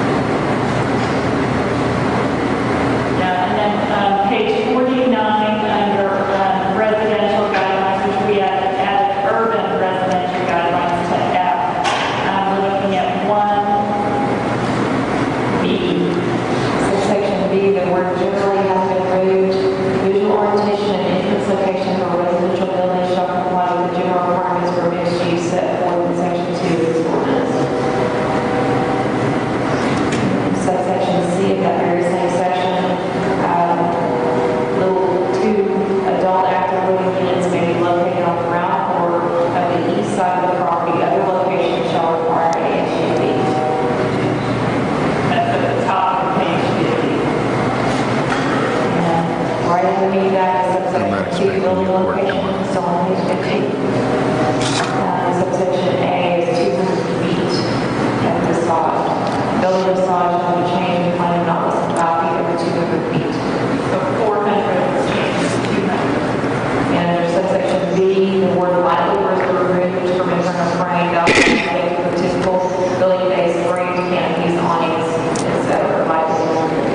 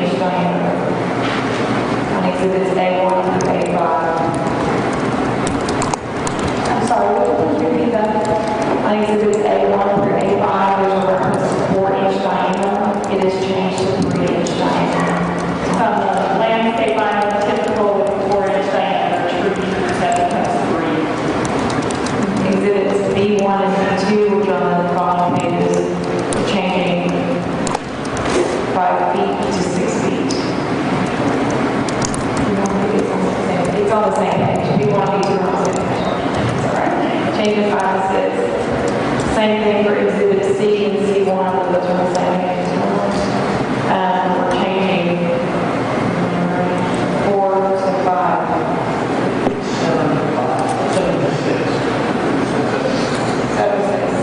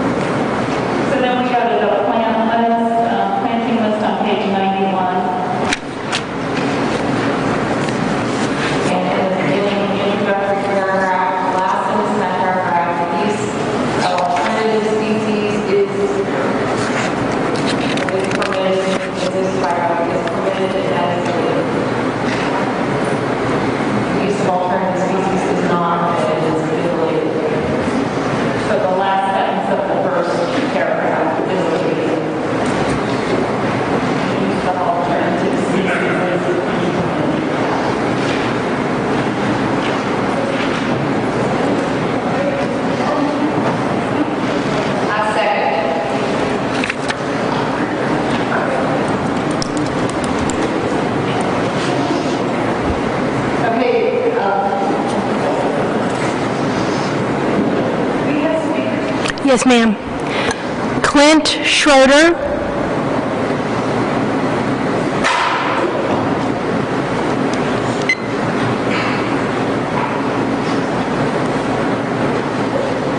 So just real quickly, I want to take your time. Again, I'm just going to give your time this evening with the educational process that I've learned all tonight. One thing I just want to kind of clarify is there was some discussions about companies, locating the businesses here in Grove Club and whatnot. The examples were given for tech companies, HP specifically. And a little framework on this, I've worked 13 years with Microsoft, especially the security of physical and virtual. And I've worked with companies like HP, IBM, and Dell on their security and how they secure data and custody and whatnot. First off, HP didn't move to 2.0 because it was cool. They merged with EDS. EDS is headquarters in 2.0, they own the buildings there. They were renting the register, so they businesses. Now, that may be the only reason. They may have also owned their business, but what I'm saying, that wasn't the only reason. Secondarily, IBM relocated out of an area called Domain in Austin because they built a similar structure like we're talking about, and they were worried about the security of their intellectual property with all the foot traffic going on in that area. So IBM ended up and moved out of Austin away from the development. Dell was approached to move to that building. They refused. HP was approached to move to that building. They refused. So, it's one thing to put things in perspective. If we're talking about tech companies coming to Trophy Club, it won't happen. I can almost, just personally, I don't see it happening. Secondarily, with technology these days, more people are working from home. So, when we're talking about when we come to work, more people, things like Skype, instant messaging, and voice over IP, things like that, they're working from home. Now, you may be thinking, well, that's for notification for apartments. Most tech companies, I can speak specifically about Microsoft and Dell, that I created those two companies, will not allow people to work from home from apartments because they get rid of security issues of their intellectual property being stolen because they can't control that environment. A home, for some reason, they can a little more secure than an apartment, so they allow people to work in their house instead of an apartment.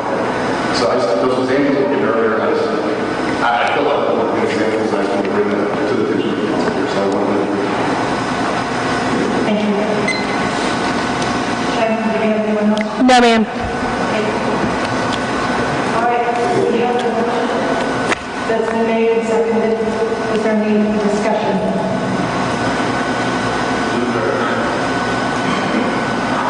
I'm sorry, she'll be right back. Well, maybe you can answer this question. The question is, this is a PD. They have to file a site plan, I guess where I'm getting from this